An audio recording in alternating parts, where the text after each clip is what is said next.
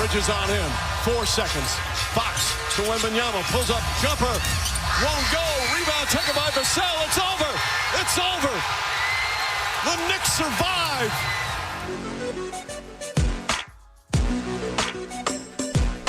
All right, how about that? George Sepulveda coming up big on a Saturday. We get the Remix Sunday kickoff intro, which triggered something in me. Like, I only hear that at 7:59 a.m. usually. I'm dead tired. I have a long day ahead of me when I hear that. Not that I don't love doing the show.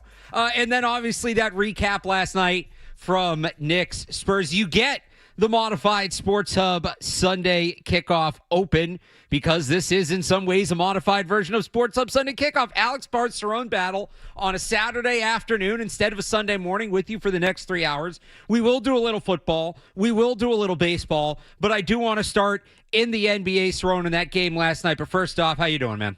I'm doing pretty good, man. How about yourself? I'm doing great. We finally got a nice weekend. How about this? I got to sleep in this morning, which I don't usually get to do before our shows. Went to the driving range for a little bit. New drivers. Really good. Still working great. Oh, I was hitting it. Golfers Warehouse. Great job by them hooking me up with a driver. Hitting the ball well. Came in here, going to do this show, and then we got a beautiful Saturday night ahead. So I am doing fantastic. Yeah, that's pretty cool, man. I did the cars and coffee car meet thing this morning. There you go. With all the guys, all the local guys show up with all their, you see everything from Lamborghinis to 1929 Cadillacs. So what was the coolest car you saw? This guy modified a Z28 Camaro and made it look like the Batmobile. It like had no frame, it was weird. I'm gonna post it later, but he took $100,000 car and then stripped it. It was ridiculous. Wow. But yeah, that and the 1929 Cadillac were the coolest two cars I saw for the day. So are you more of like a classic car guy, a muscle car guy, or like a modern, Ferrari, Lamborghini, that sort of thing? I was a classic car guy until I moved to the South, and the muscle cars. There's so many here. It's such a culture here with that I become a huge fan of the muscle cars.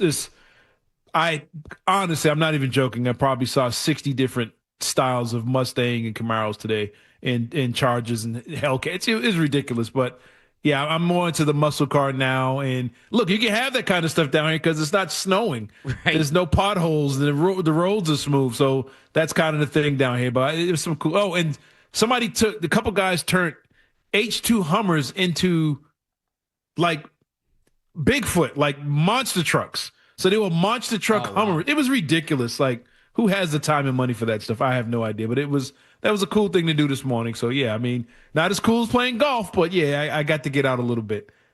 I'm with you on the muscle cars though. My buddy's dad growing up had a Thunderbird in the driveway, like an old school yellow, and it died at one point. It was an old car. It died at one point, but we would just when we were like 10 years old, we'd hang out sitting in the Thunderbird. Because it's just a cool car to sit in. So I'm with you on the muscle cars all the way. If you had to, Jalen Brunson, if you had to comp him to a car, classic car, muscle car, sports car, luxury car, what is he? He is I would say none of those. I would put him in the category of like a Subaru, WRX rally car. Okay. Short, quick. Not the fastest car, but the quickest car, and can get wherever he needs to get at any time, and is always under control. So I'm going to compare him to, a quicker, like I said, Subaru or the Impreza or something like that. That's Jalen Brunson last night. And, that's Jalen Brunson overall. Yeah. And I think he's been exactly what they need against a team of, just young, up-and-coming stars of San Antonio. But Jalen Brunson, yeah, he can be pretty amazing at times. What about Wemby? Oh, man, to compare Wemby to a car. Wemby's like a Lamborghini. He's like a rare car, I guess the French must make some kind of luxury car, right? Yeah, I'm pretty sure now I'm thinking about it. They got to make some kind of hypercar, supercar, or whatever. Oh, he's like a McLaren. Bugatti's French? Oh, wow. I would have thought that was Italian. Yeah, so no, Bugatti's French. All right, so Bugatti. I thought it was an Italian car. Excuse me. Well, there you go. He's a Bugatti. He can do all the things, but yet he can't do the basic things sometimes. He has all the power, all the luxury. He's incredibly valuable, but sometimes you just need him to do He needs to be a Delta 88 Buick sometimes and just be simple. But he's a Bugatti's just a rare, ultra expensive vehicle that everybody would love to have, and that's Wemby right now. So this has been an unbelievable series. Obviously, yes, even in with 2 the games. Knicks up 2-0, yeah, it's a lot close. I thought the Knicks were going to the Spurs were going to run away. I like the Spurs roster. I know a lot of it gets put down. And look, are the Spurs here without Victor Wembanyama? No, of course not. Like he's the straw that stirs the drink. I'm not going to sit here and say that this is like some all-around team effort. But De'Aaron Fox, I think, has been one of the most underrated players in the NBA for a long time. He just got stuck in Sacramento, unfortunately for him. I think Stephon Castle can play. I love watching that dude. He's a baller. He can play. Devin Vassell can play. Good basketball player. Dylan Harper, Julian Champagnie. Like, these guys can play. There's a good supporting cast, and the Knicks' strength is supporting cast. So to me, it was when you have the best player, like draft the series, right? You're going to take Wembanyama, and then you're probably going to take 3 Knicks players, but it felt like it all evened out. But here's where I'm at with the Spurs, because I think the Spurs have more talent. And we're going to talk about talent level and team construction a lot here over the next hour. We're going to bring it back to the Celtics in a little bit. There were some interesting comments from Colin Cowherd this week I want to touch on. We talked a little bit about on Felgrid Maz yesterday when I was in, but I want to get into more as well. I think the Spurs are the more talented team. Are the lights too bright? Because I think that's the issue right now. I think the Spurs have proven they're a better team on paper, but there's some clutch issues. That play at the end of the game last night when Wembanyama tries the outlet pass and just throws the ball away.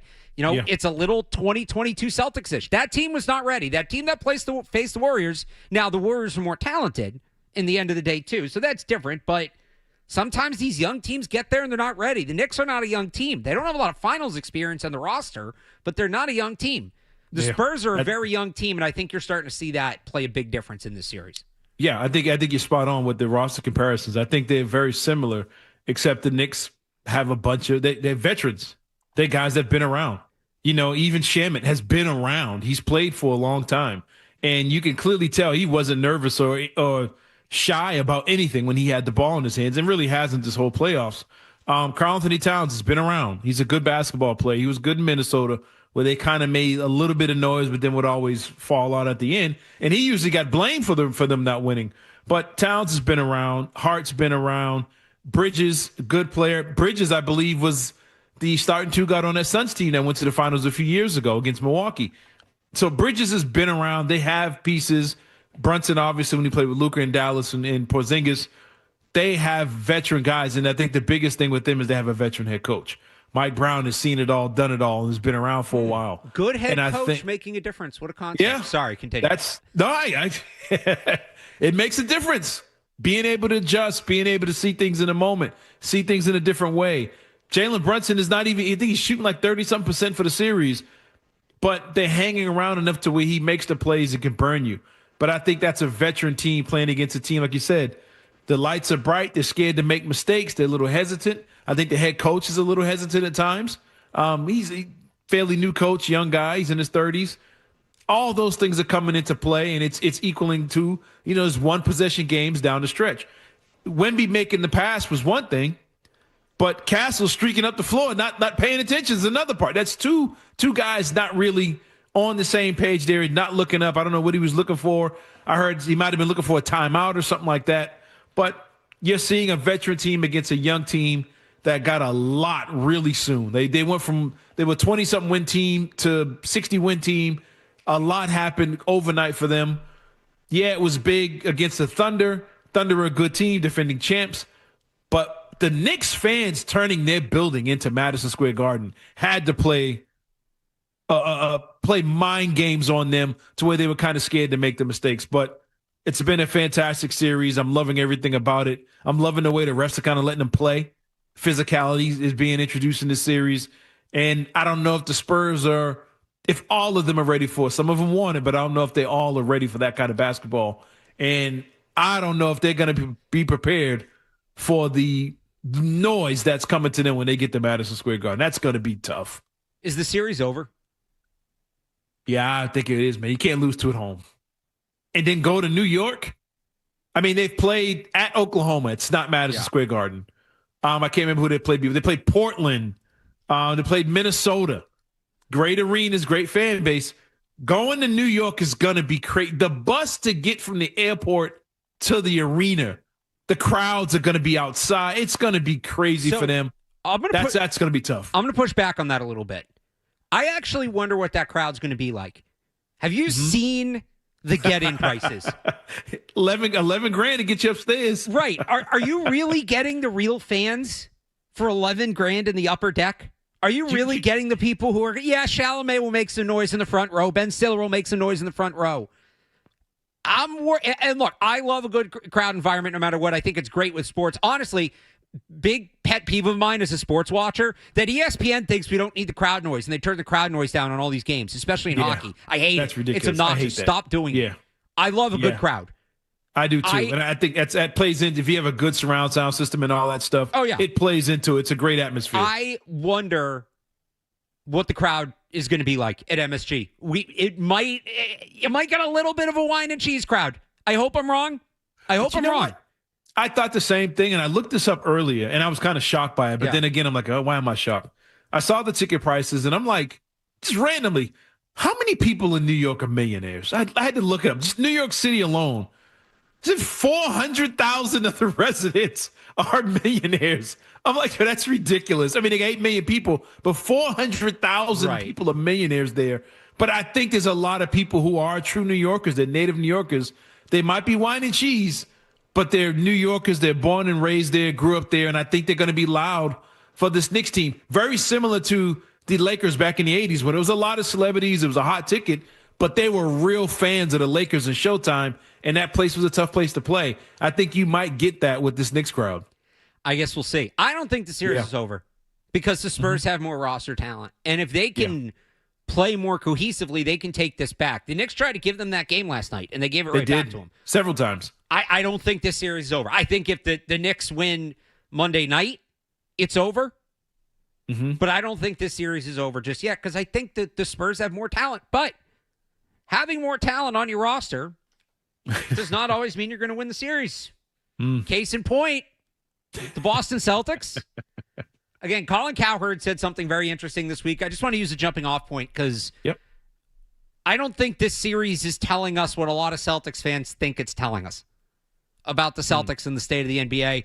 You want to talk Celtics, 617, or NBA Finals, 617-779-0985. We're going to pivot to some Red Sox and some Patriots later on as well. So if you want that to happen quicker, call in. Give us a reason to talk about it. It's Alex Barth and Cerrone Battle on the Sports Hub.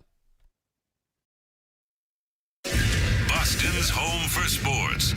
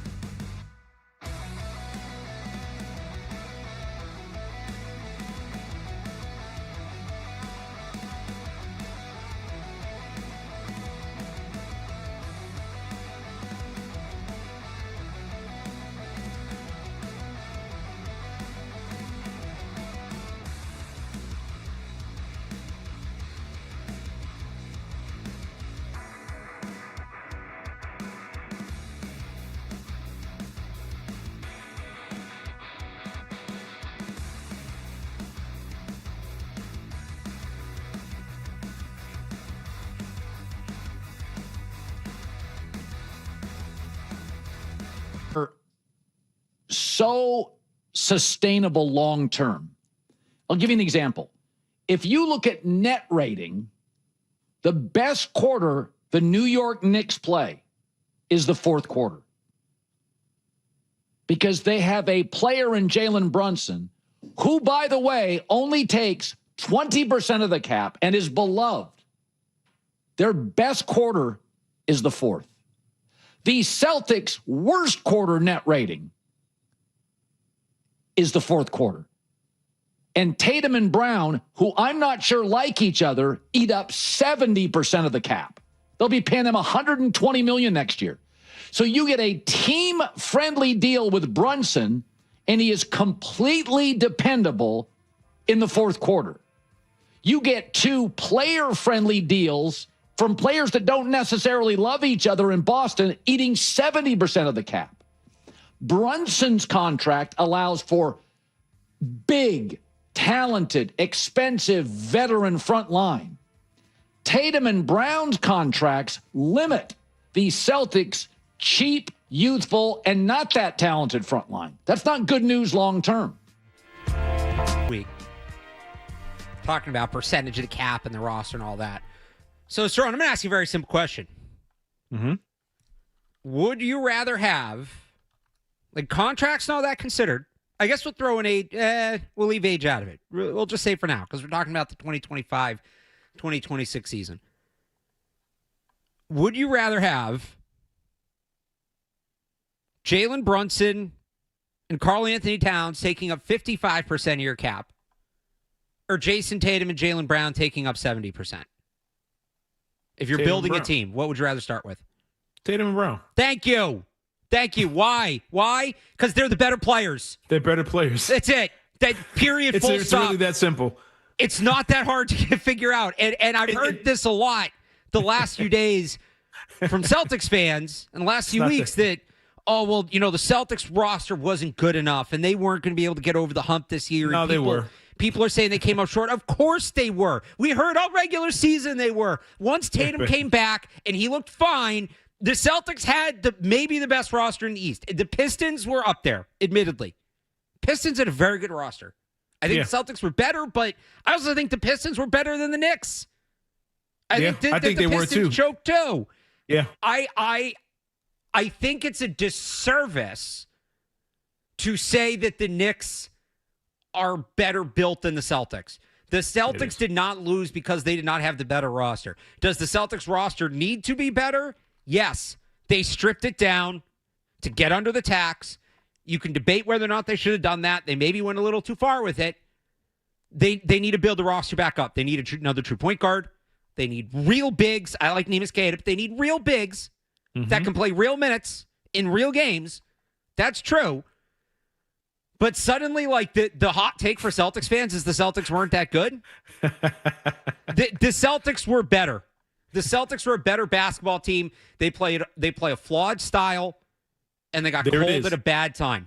That's literally it right there. The Knicks making this run does not change that.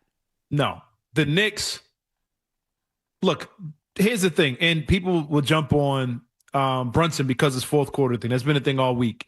This station, nationally, everywhere. Oh, look how much he scores in the fourth quarter. Look at the scoring. Jalen Brunson can do that because there isn't another guy.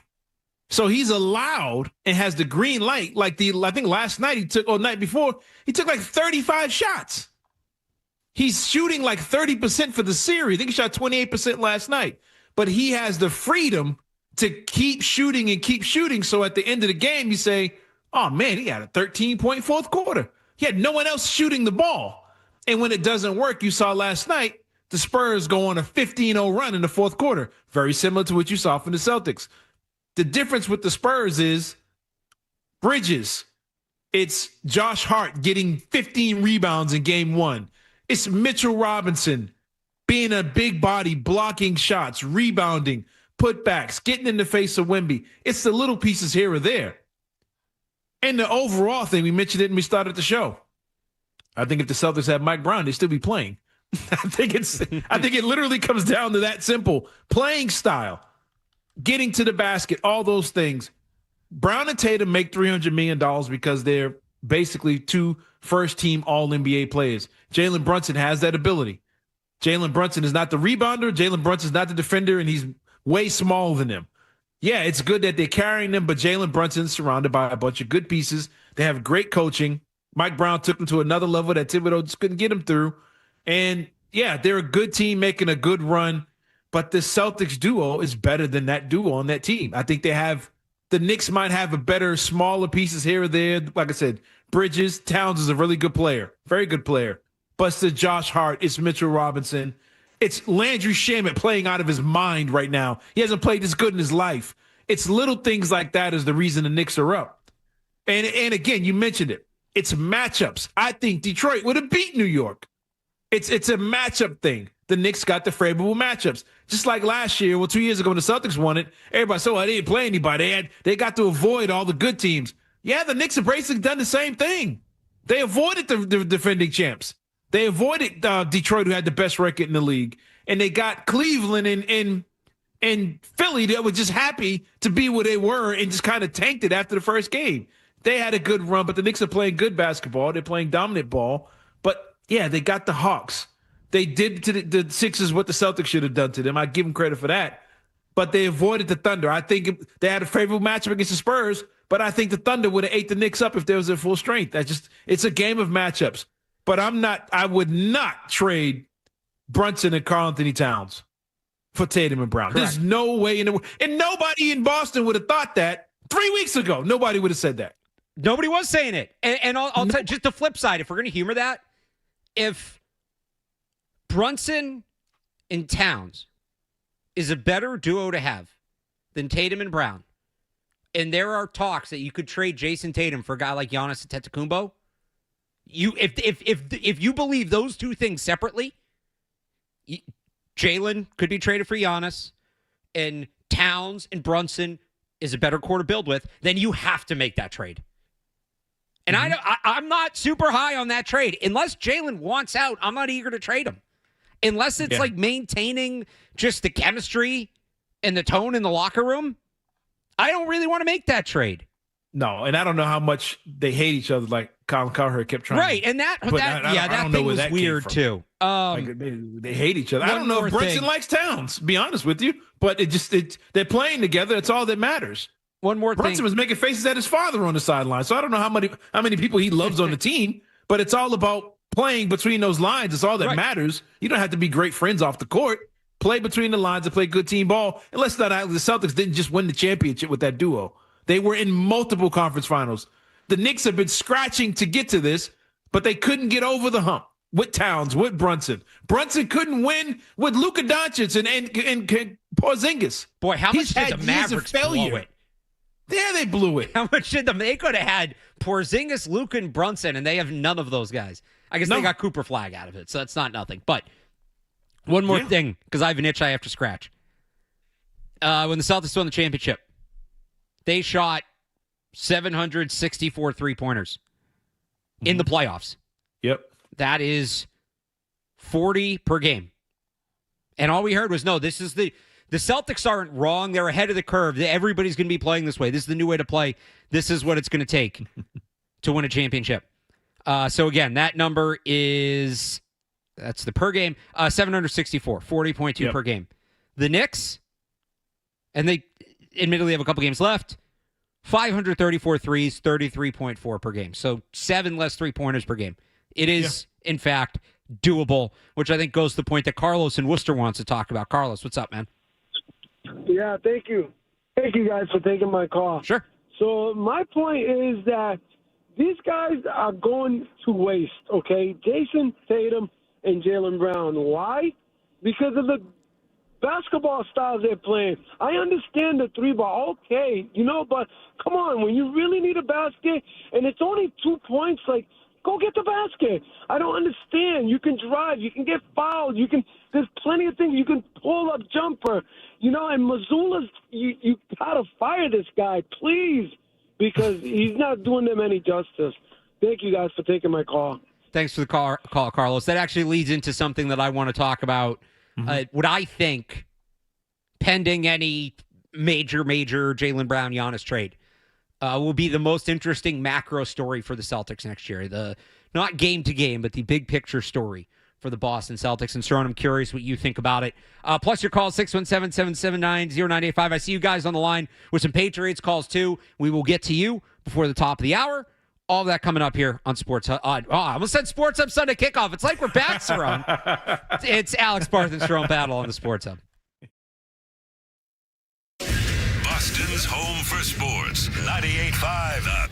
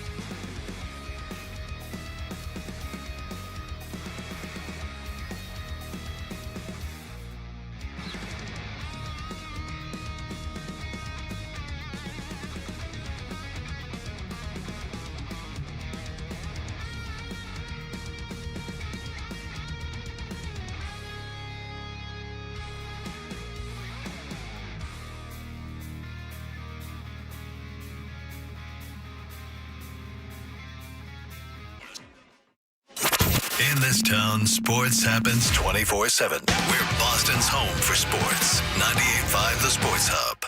If you look at the job Joe has done, how pleased are you with what he's done so far, and how confident are you with his future with the Celtics still after the last 2 seasons of exits? Yeah, I mean, I think, first of all, I know how hard that job is, and I know all that goes into it, and I know he and his staff are putting everything they can into it.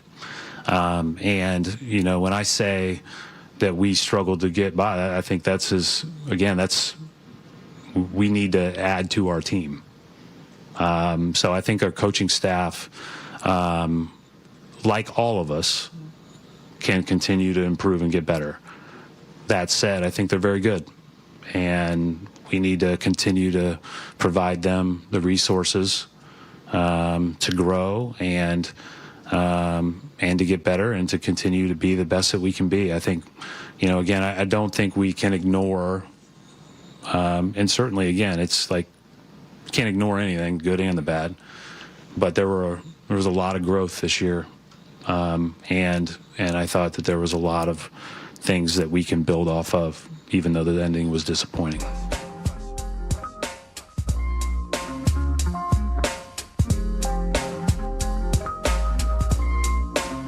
That was Brad Stevens last month. And the reason we played that's Alex Barth and Cerrone battle. Just talking about the NBA Finals and how I think the Celtics should be there. I think the Celtics had the most talented roster in the East. Now, look, I think that there's a talent imbalance between the East and the West. Like, even if they lose to the Pistons, I don't know that I have this take. Certainly, if they lose in the finals, I don't have this take. They were more talented than the Philadelphia 76ers. By far. They're more talented than the New York Knicks. Maybe the Knicks have more depth, but I remember 2 years ago when they made the run, one of my takes was, hey, I'm worried they're going to run into the Nuggets, and they don't have enough depth in the front court to deal with Jokic. And what everybody told me, what a lot of people told me was, you're being ridiculous. It's the NBA. The top of the roster matters. The backup center isn't going to be the reason whether or not they win a title. And look, they won. I was wrong. Well, they didn't face Jokic, so we don't know. But, I was wrong. Okay. It's the top of the roster. That's what determines it. Jason Tatum and Jaylen Brown, or Jalen Brunson and Karl Anthony Towns. I don't care what percent of the cap they take up, Colin Cowherd. I'm taking the Celtics. So why did they lose? I think not entirely, but a large chunk of the pie is coaching. I think that their philosophy is inherently flawed. Yes. Which brings me to this really fascinating question, and it goes back to that quote. And if you remember back to Brad Stevens' end-of-year press conference, he didn't sound the most thrilled with Joe Mazzulla. Now, look, Mazzulla's still here. Yep. So they're not done with him. But the one thing I keep coming back to is Joe Mazzulla said in post-game press conferences during that series, after games they lost, after they lost the series, that he liked the looks they were getting. Brad Stevens comes out in that press conference and says they need to get better looks. All right, that's a conflict, right? Yes, it is. When Brad Stevens took the job, and I did not expect him to be this. He is one of, if not the best GM in basketball. I am a huge fan of the job he's done. He might be one of the best GMs in sports. Yes. Period. Maybe this is a little bit of a hot take. I think Brad Stevens is the best thing the Celtics have going for them. And I mean that in no disrespect to Jason Tatum. No doubt. There are a lot of stars in the league who get put in bad places by the organizations. Mm-hmm. And it limits them. And I don't think the Celtics have done that to Jason Tatum, and I trust Brad Stevens not to do it. But when he took the job, one of the big questions was, he's a coach at heart. Is he going to be able to avoid being meddling? And there's a lot of GMs in sports that are meddling, and it's usually not a super healthy environment. And he's been, from everything we've heard on the outside, pretty hands-off. Yeah. Which I can't imagine is easy for him. But also, he hasn't really needed to do much. They've been good. Yeah. But now he has some disagreements with the coach. And I'm going to be fascinated to see, especially if the Celtics get off to a slow start, does Brad Stevens start coming downstairs more? Does he start getting more involved? Does he start getting hands-on with Joe Mazzulla? Does he start telling Joe Mazzulla, no, we're doing it this way, things like that? And I don't know how much of that we'll see in the moment. That might be things we hear about after. But that is a fascinating dynamic to me this year, is the dynamic between Brad Stevens and Joe Mazzulla. That, to me, that is the dynamic. Well, you've said it. They have the talent. And before people say, well, they don't, they miss this. No, they're not really. You have Pritchett and Derek White. They've had moments where they've had 40-point games in the NBA.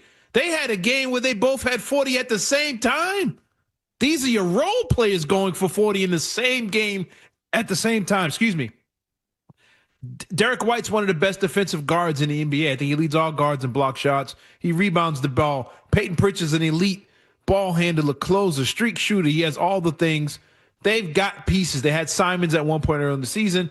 Vucevic has been an all-star in this league a few times when he was there. The coaching, to me, was the key to the whole thing, and it was the most frustrating thing for me. The one thing Jalen Brunson and Towns have going for them, they don't have a head coach that is going to start three guys that are probably playing the G League in this series. He started three guys who barely play in a game 7 at home. And literally wasn't even really questioned about it, whatever, and just went with it. And none of them scored a bucket for the entire game. That's what the Celtics had going against them. It was coaching. When they played the Knicks a couple years ago and they lost, last year when they lost, a couple of the games they lost, they had 20-point leads in the second half. And they blew them because of coaching. Not because Brunson and Towns were better players. It was because they had flawed coaching, and that was Thibodeau. That wasn't Mike Brown. Thibodeau's a good coach. But they allowed those teams to hang around because they have a philosophy and a style of play that allows teams to hang around. Just to hate to compare sports here, this is like having a football team that just throws bombs all the time. It's it's 3rd and inches, and you're lining up 5 wide and shotgun, throwing it 40 yards downfield. That's what it is, shooting a ton of threes. That's the way the Celtics played, and that's how they got in trouble. So this Mazzulla thing, I thought he was going to be let go this year. He's going to be around, but I would be shocked if Brad Stevens, one way or the other, or somebody else is not saying, you know what, we're going to play this way this year. Yep. I don't know if we lost Cerrone. There we go. Go to the basket. Oh, I'm sorry. Excuse me. It's not like Tatum and Brown can't go to the basket. They're asked to do something else. They need to be allowed to play basketball and to be allowed to hoop. And I think they're going to have the green light to do that this year. If not, Mazzulla's probably gone. I hope so. If he's off to a bad start, I don't know if he makes it through the season because it's just a bad look because they have the talent. And there's a new guy in charge running that team. There's a new owner who didn't pick none of these guys. So I'd be a little cautious on how they handle things going forward. The play that sums it up to me, that shot that Brunson hit at the end of game 1, where he, it's not a game winner, but it puts the game away. I think there's 30 seconds left. He drives in, puts his shoulder down, goes up and under, pops back up. It's a great shot. Jason Tatum and Jaylen Brown have that shot in their bag. Absolutely. And money with it, too. I wish Jaylen Brown in specific would do that more. Like, Jaylen Brown, to me, is at his best when he's playing downhill. I think a lot of people hear less threes and think we want, back to the basket, old school post up. I would like a little more of that. They should be slashing. They've got great slashers. Start outside, cut to the basket. And if you do that and you do it well, the defense is going to sag off, and then you can shoot a whole lot of threes. He sure can, yeah. That shot from Brunson in that moment, they put the ball in the hands of their best scorer, and they let him attack the basket. I've been wanting the Celtics to take that shot in that moment for years, whether it's Tatum or Brown.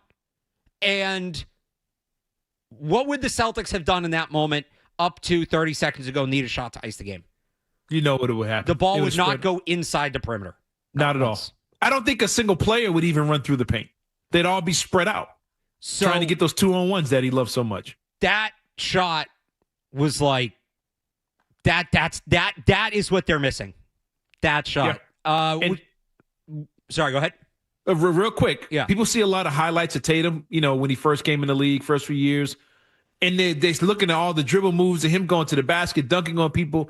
And people are like, man, what happened to that game?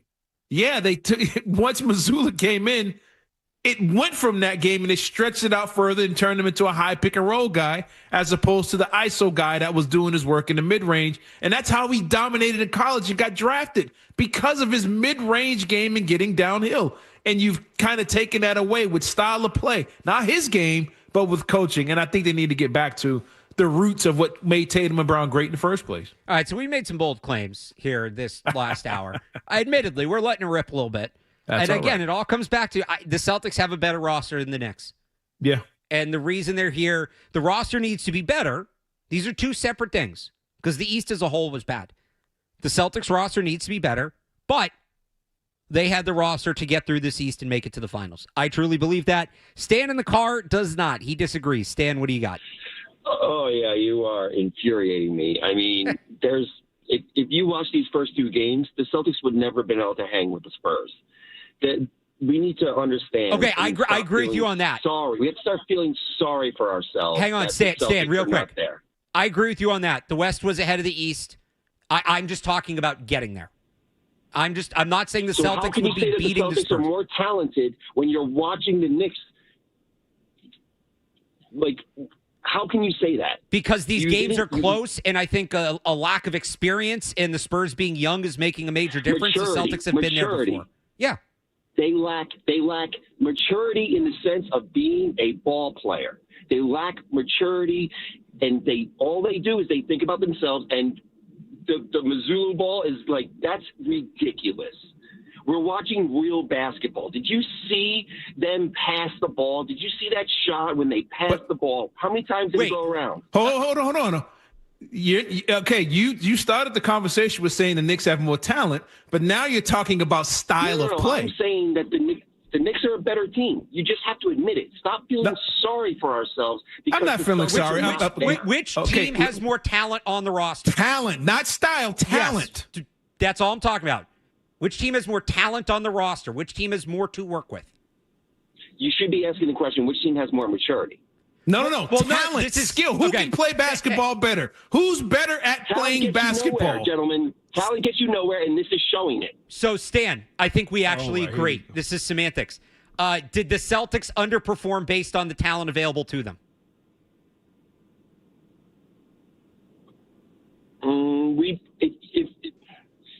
Because that's what I'm saying. Honest, did you really think they were going to the finals? Come on. I think they had the talent to go to the finals with what the rest of the East was. Yes. That's called hometown hype. No, here it is. 3 weeks ago, nobody picked the Knicks to go to the finals. The people said the Knicks were lacking talent. The Knicks were lacking depth. Karl-Anthony Towns was soft. OG Anunoby had hamstring issues. Landry Shamet was a guy they picked up off the street. The Knicks fans wanted Mike Brown fired against the Hawks. They were down 2-1 to the Hawks, and New York fans said, fire them, get rid of Towns. This was less than a month ago because they didn't think they had talent. The Knicks caught lightning in a bottle. They're playing good defense. They're playing good style of play, but individual talent was not there. You would trade Landry Shamet for Peyton Pritchard tonight. They would do it right now if they had a chance to. No, I wouldn't. Yes, come on, stop. So, stop. All right, Stan. Stop. Landry Shamet was working at Target. All right, hang on. Stan, I'm going to ask you this question because I think this sums up my argument and maybe bridges the gap a little bit. Landry Shamet over Pritchard. Stop. If you were to start a team today, you get to pick your own coach. You get to pick your own style, all of that. You just get the players on the roster. You can do with them what you want. Are you taking the Celtics roster or are you taking the Knicks roster? So I'm going to take the Knicks coach first. No, okay. So no. That's not what I'm saying. I'm saying you can pick whoever. You can pick prime Greg Popovich. You can pick anybody you want to coach. The players you are starting with. Are you taking the Celtics or are you taking the Knicks?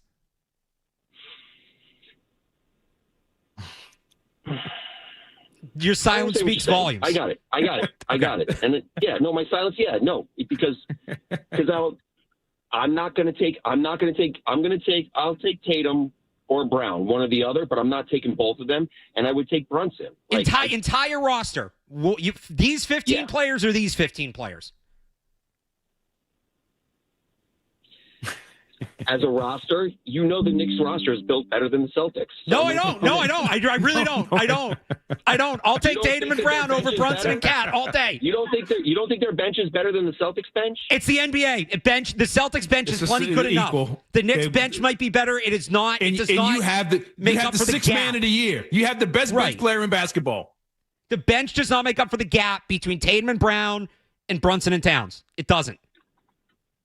All right. All right, Stan. Gentlemen, I appreciate you. I got to go. Good debate. Appreciate you. Thanks for the call. Hey, real quick. I know it. Stan, he held his own there. Good call. Good call. Good for him. Real quick. You can call in anytime, Stan. I know it looked bad at the end, but I put this back on coaching. Vucevic is better than Mitchell Robinson. He was a 16-10 player before he got here. He was an all-star multiple times over. He came off your bench, and you found a way to not put him in the game in a Game 7. He didn't come off the bench. That was the problem. He didn't play at all. It's coaching, and he wanted to go to coaching so bad, but once he started thinking about the roster, he's like, wait a minute, the Celtics roster probably is better. Yes, they have a better roster. What Mike Brown doing is a coaching masterclass. Come on, man. For anybody who listens to Catch 22 with myself and Evan Lazar, that was a classic. We're both saying the same thing. We're just going to argue the semantics of it. It's right. It's just coaching. Yeah, That's what he said from the beginning. The Knicks are better coached than the Celtics. That's why they're there, and the Celtics aren't. It's not because of the players on the roster. We're saying the same thing, Stan. We're just using different words. Let's grab one more Celtics call here before we have to hit the break in the top of the hour. Gabe in West Roxbury. Gabe, what's up? Hey, guys. Hey. All right, quick question. So 2 years ago when we faced the Knicks, and, Tatum got hurt, but the series was pretty much over, Yeah. And that Celtics team had Porzingis, Horford, and Drew Holiday with a healthy Tatum before he got hurt. Then this year's team had the same exact Knicks team it did 2 years ago, with the Celtics team having a half-healthy Tatum, Jaylen Brown, and then Derek White. No Porzingis, no Horford, no Cornette down low, and then no Drew Holiday. So I get I would take Jaylen and Tatum over Brunson and Cat. I totally get it, but the Knicks had the same roster 2 years in a row, and the Celtics lost three of their big men, and that's what hurt us in the long run. So, yeah, I was the Knicks ran it back how they were. The Celtics did not. That's all fair, Gabe. Thanks for the call. I said, this is part of me trying to be consistent. I said last year that even before Tatum got hurt, the Celtics choked in that series. They blew two 20-point games. I was going to say, it was two different games. They blew 20-point leads, and I think they blew a 15-point lead in another one. They might have. Yeah, I think so. Three of the Knicks wins, they had miraculous comebacks. Because why? Coaching. Right, you had the talent to build the 20-point lead, and then you lost it. Joe Mazzulla went full Kyle Shanahan twice. Oh, there you go. That's good. Twice in that. There you go. Mazzulla has a ring, so that's actually unfair to Mazzulla. Yeah, Shanahan can't get over the hump. But Shanahan has the talent. Yes. The Celtics choked that series, too. The Celtics were the more talented team in that series, too. It gets back to their philosophy and the way they play. They choked against the Warriors. They had a 2-1 lead in that series, up 10 to go 3-1 at home, and blew it. I mean, that Warriors team was better. Steph was out of his mind. So you're talking about that finals? Yeah, the finals, yes. That Warriors team should have never been down to the Celtics. That's kind of the inverse of this. The Warriors had the better team. The Celtics probably made that closer than it should have been. They were not. The Celtics were not ready for that moment. They needed it. I think it helped them down the road, but I think the Celtics were better than the Knicks last year, and they had two 20-point leads, and they choked them away. That's one more series. I'm sorry, I don't know how I keep forgetting about this one. The Miami Heat. You should Caleb Martin should not have outplayed Jaylen Brown in a 7-game series. What are we doing here? I was coaching. They got to coach in that series, and you choked it away. I do think that if Tatum doesn't hurt his ankle, I think they win that Game 7. I was in the building that night. I felt the energy. They were up. Weren't they up like 12-2 before he got hurt? It was very early, something like that. Maybe I've blocked a lot of that game out of my memory. That was a miserable. They were going to come back from 3-0, go back to the finals. That was going to be such a cool, all-time Boston sports moment thing. After you had the Derek White tip in, it was in Game 6, right? To force it, to force a Game 7. Oh, that was. They win that game if Jason Tatum doesn't hurt his ankle. I truly believe that.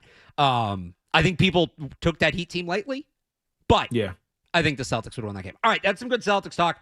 We've had Pete and Ryan waiting very patiently on the line who want to talk Patriots. So we do have to hit a break, guys, but do not go anywhere. When we go back, right to your calls, and then we'll get into Stephon Diggs. We'll get into Kayvon Thibodeau. I guess we should talk about the guys on the roster, too. A.J. Brown, Drake May.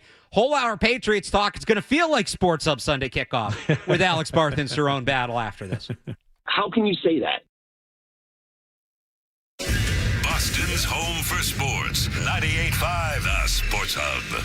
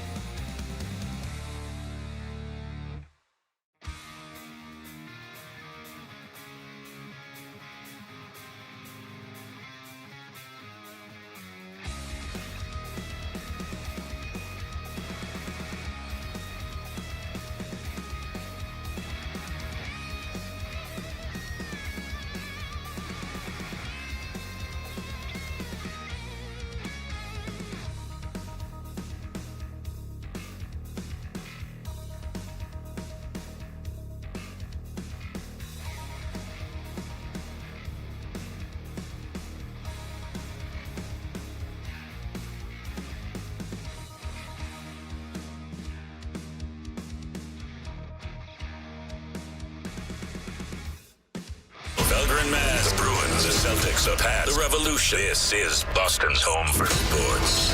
WBC-FM at HD Boston. 98.5 The Sports Hub. A Beasley Media Group station. Sports Hub headlines.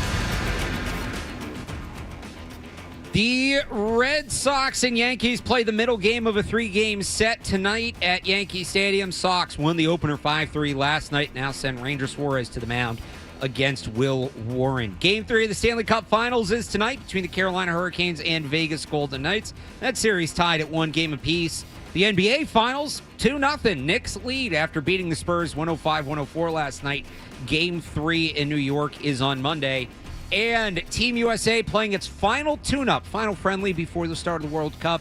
They are taking on Germany in Chicago. Germany leads that game 1-0. Sports Hub headlines are brought to you by Valvoline Instant Oil Change. Enjoy quick and convenient vehicle maintenance this month. Visit NewEnglandOilChange.com for 15% off your drive-thru oil change at Valvoline Instant Oil Change, the official oil change of busy people. I'm Alex Barth on Boston's Home for Sports, 98.5 The Sports Hub. Your next update at 4 o'clock. Attack for a deep three. Violent two-hand slam. Wow. 98.5 The Sports Hub. When it comes to Boston sports, we're fans just like you. 98.5 The Sports Hub.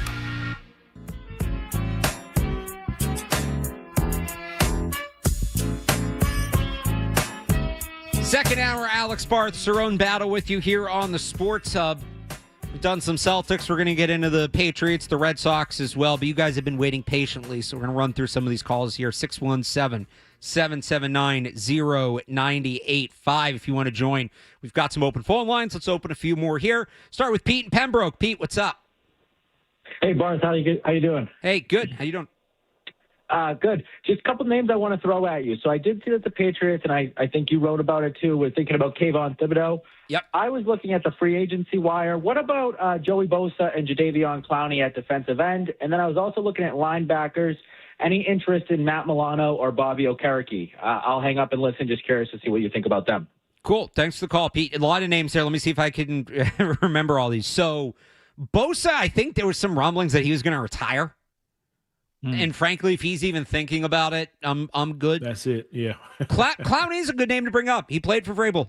He played for Vrabel in Tennessee. I don't know, again, just because he played there, was it a good experience for Clowney? Was it a good experience for Vrabel? Like, did they like working together? That whole thing. I don't know how much he has left in the tank. He's 33. He did have 8.5 sacks last season in 13 games. Wow. It's more productive than I realized. Is that the most he's had in years, isn't it? Yeah. Well, no, he had 9.5 in 23, then 5.5 in Carolina in 24. Okay.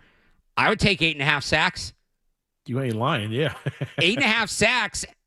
I think besides Landry would be the most any player on the Patriots roster has had in a season. Yeah. Yeah, I'd take a flyer on Clowney for a year. Sure. Veteran depth too. Excuse me, too. Now, it just add another body. He's probably a rotational player. He's only going to play on passing downs. You're not going to put him in against the run. And, he had 8.5 last year, but he's a year older, and maybe that dips a little bit. But he would add depth. Sure. I'd rather have Thibodeau. I'd rather make that trade, especially if they're going to have to trade Kayshon Boutte anyway. And that was my theory. I wrote about this on 98.5thesportshub.com. Patriots have a surplus of receivers, need edge rushers. The Giants have a surplus of edge rushers, need receivers. So that feels like a natural fit. But, yeah, I'd take Jadeveon Clowney. I'd take a flyer on him. And he might be one of these guys like Stephon Gilmore used to do this. Longtime veteran, older player, plays a physical position. He doesn't want to do spring ball. He doesn't want to do early training camp. He'll show up when it really starts to matter, right? When the technique stuff is done in the playbook. Yep. He might just be hanging out till the second week in August because he knows he can. Yeah.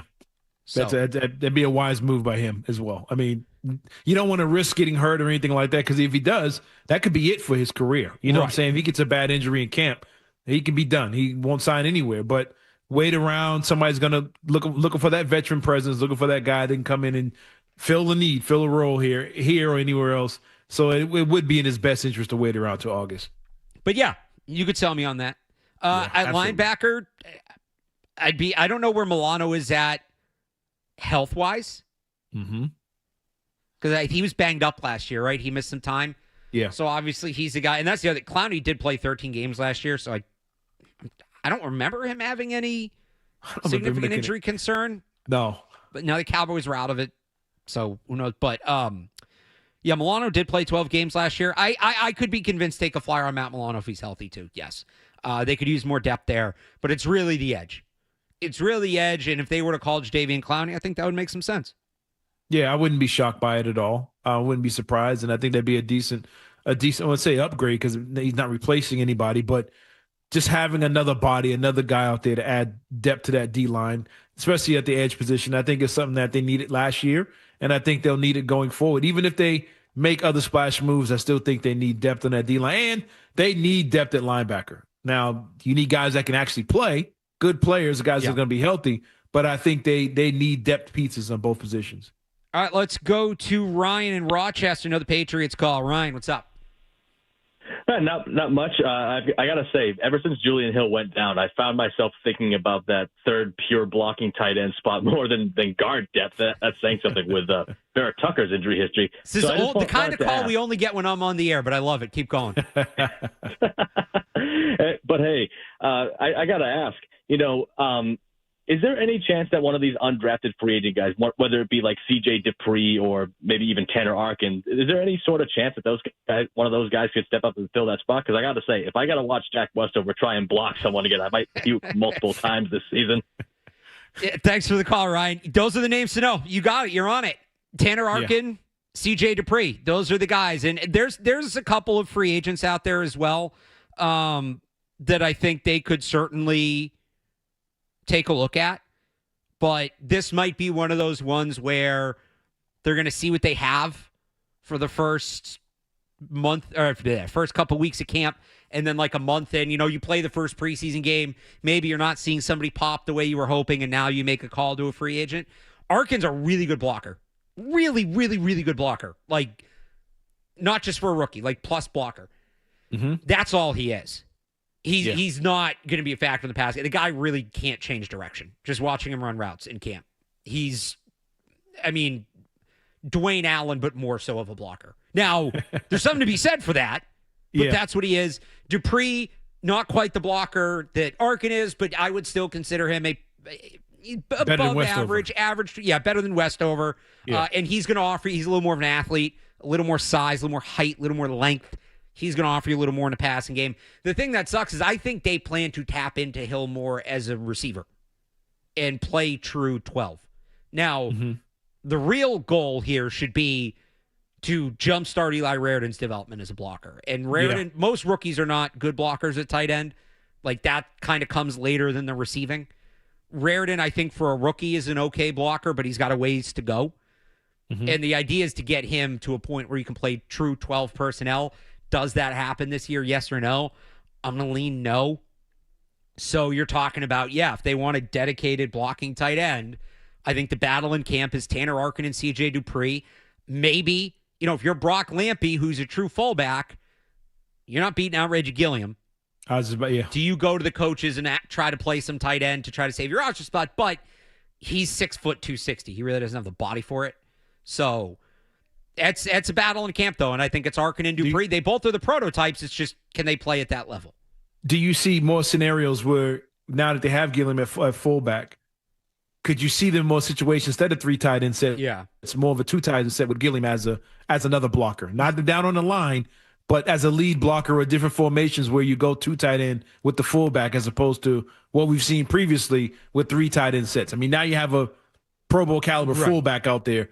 You're not going to take him off the field a lot, but could you see more of that 2 tight end set with Gilliam moved all over the place? Who knows where they put him, but as opposed to putting Westover in as a third guy. Yeah, no, I think there's that. And honestly, at that point, because now you're not running that in like a neutral situation.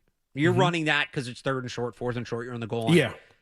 At that point, too, you could go 3 tight end with the fullback and just go to Lomu or Crownover or Marcus Bryant or whoever's that. Good point, yeah. Extra tackle. So, yes, the short answer to your question is yes.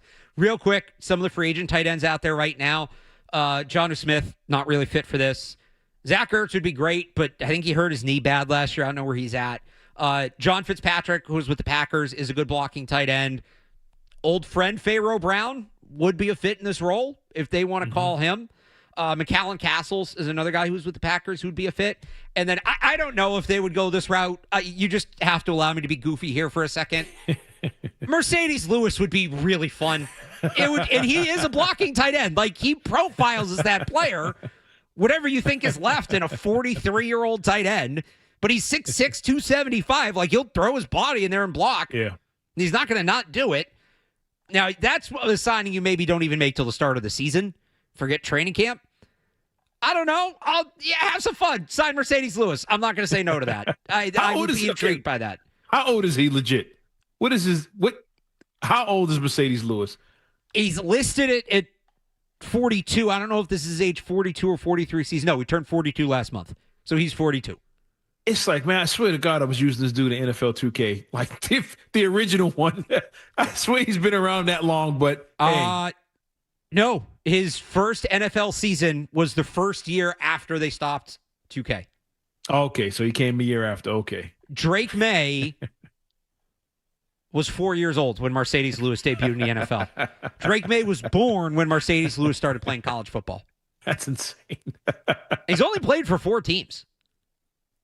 He's a good player. He's a good player. All he does now is block. But again, if that's what you want,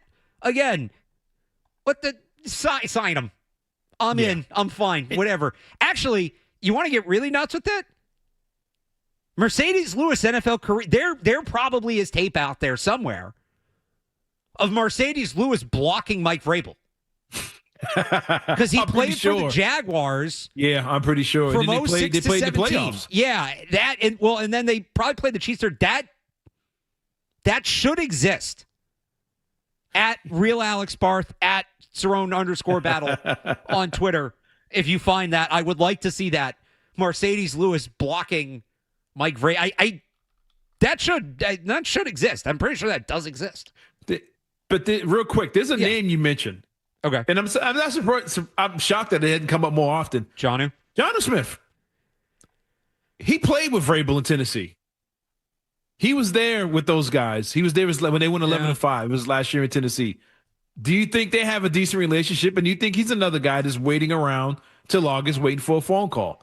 Like, understands his role. I'm not going to be, the man here, but I'm here for a role and here for a ride, for possibly a ride to the Super Bowl. Do you think Jonnu Smith is a name that's in the, that they have pegged somewhere on the wall? Or you think he's done? It's not that I think he's done. One, he's a primary receiving tight end. Yeah. And I don't want to bury Raritan. You used top 100 pick on him. And that was the thing. Josh McDaniels couldn't figure him out. And it's still Josh McDaniels running the offense. So I'm going to say no. I don't think he's done in terms of his career's over. I think he can still play. He's just not here. I just ago. don't think he's a fit here. They tried that. But I'll take Mercedes Lewis. Oh, yeah. Yeah, absolutely. Because he's going to understand his role. He know what he's here to do. And locker room guy, leadership, all those things. You're going to need more guys like that around. I mean, you might have some guys that are on their way out, getting a little older, but just having a veteran guy like that around that understands things. He'll definitely coach Raritan up and coach some of these other guys up on in their meetings and stuff like that. So having that veteran presence is key. But Jonnu Smith, what kind of stood out, played for the Titans, played for Vrabel. He's available. Yeah. You're short a tight end. Just wondering, but again, where's his mindset at? Is he looking to try and be a 500-yard guy again, or just go for the ride? I guess that's the question with Smith. We'll get back to the Patriots, but we do have one more Celtics call on the board. Jeff in Hyde Park. Jeff, hey. Hey, thanks, guys, for taking my call. Yep. I really wanted to say I think the biggest problem is it's not about the roster. It's more about the gameplay. And you guys said this multiple times. It's more about if you think about it, with Brad Stevens, it's more on him. With Brad Stevens, you had him, and he played the whole. Hello? Yeah. Yep. What do you got? Oh, yeah, sorry, I heard the tape. Okay, so you had Brad Stevens, and when you had Brad, it's more about the DNA of the team, right? How you play, right? We have the players. You had all the players in the world. You had Kemba Walker. You had You had the big guy. I forgot the white guy's name. You had him. You had Kyrie Irving. All the guys. It's about the DNA of the team. So when you had Brad Stevens, even when you had the Bridgie team went so hard, but because the DNA of the team was good. When you had Ime Udoka, it was so strong. It was about defense. They went so hard on that, and you still had Brown and Jason on that team. So it's all about the coaching. You don't have to change the squad. You just have to change the coaching. Thanks for taking my call, guys. That's it. Yeah. Yeah. Thanks for the call, Jeff. It's like we've been saying. It's the way I don't know. I'd probably take this Knicks team over the Kemba Walker Celtics teams, but that team got to they made it to a game. It was in the bubble, but they were in Game 7 against the Miami Heat in the bubble. Kemba Walker was hurt, and they was still in the Game 7, and it took an incredible block by Bam Adebayo, and they would have went to the finals against the Lakers. So I mean, but I agree with what he said. They had an identity.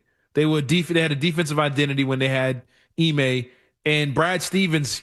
He got those Isaiah Thomas teams to the conference finals against LeBron James, which is an incredible thing to do with Jake Crowder and Avery Bradley as your 2 and 3 guy. But Jonas Jerebko, he got those teams to the conference finals because they were intense. They played good defense and they moved the ball. But I think this team they've kind of lost their way. They've gone too far the other way with the threes and that stuff. We all see it. And it's costing this team and kind of ruining their reputation. But I think they see that. I think Brad understands that. And I see them playing more basketball going forward. If not, there's going to be some major changes on those sidelines. So we'll get back to the Patriots coming up. Want to talk a little bit more about A.J. Brown. Also, Cerrone and I actually did a reaction podcast to the A.J. Brown news, the Patriots Hub podcast. If you haven't checked that out, you can on the Sports Hub YouTube channel, 985thesportshub.com, or wherever you get your podcasts. But I want to talk a little bit more about A.J. Brown. I meant to bring up the Myles Garrett trade on there, and I don't think we talked about it. So we haven't gotten to talk about that yet.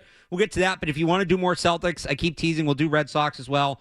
It's a beautiful Saturday afternoon. You're kind enough to tune in. We'll take your calls. The rest of the time we're on 617-779-0985. Right back after this here. It's Alex Barth and Cerrone Battle on the Sports Hub. Boston's home for sports. 98.5 The Sports Hub.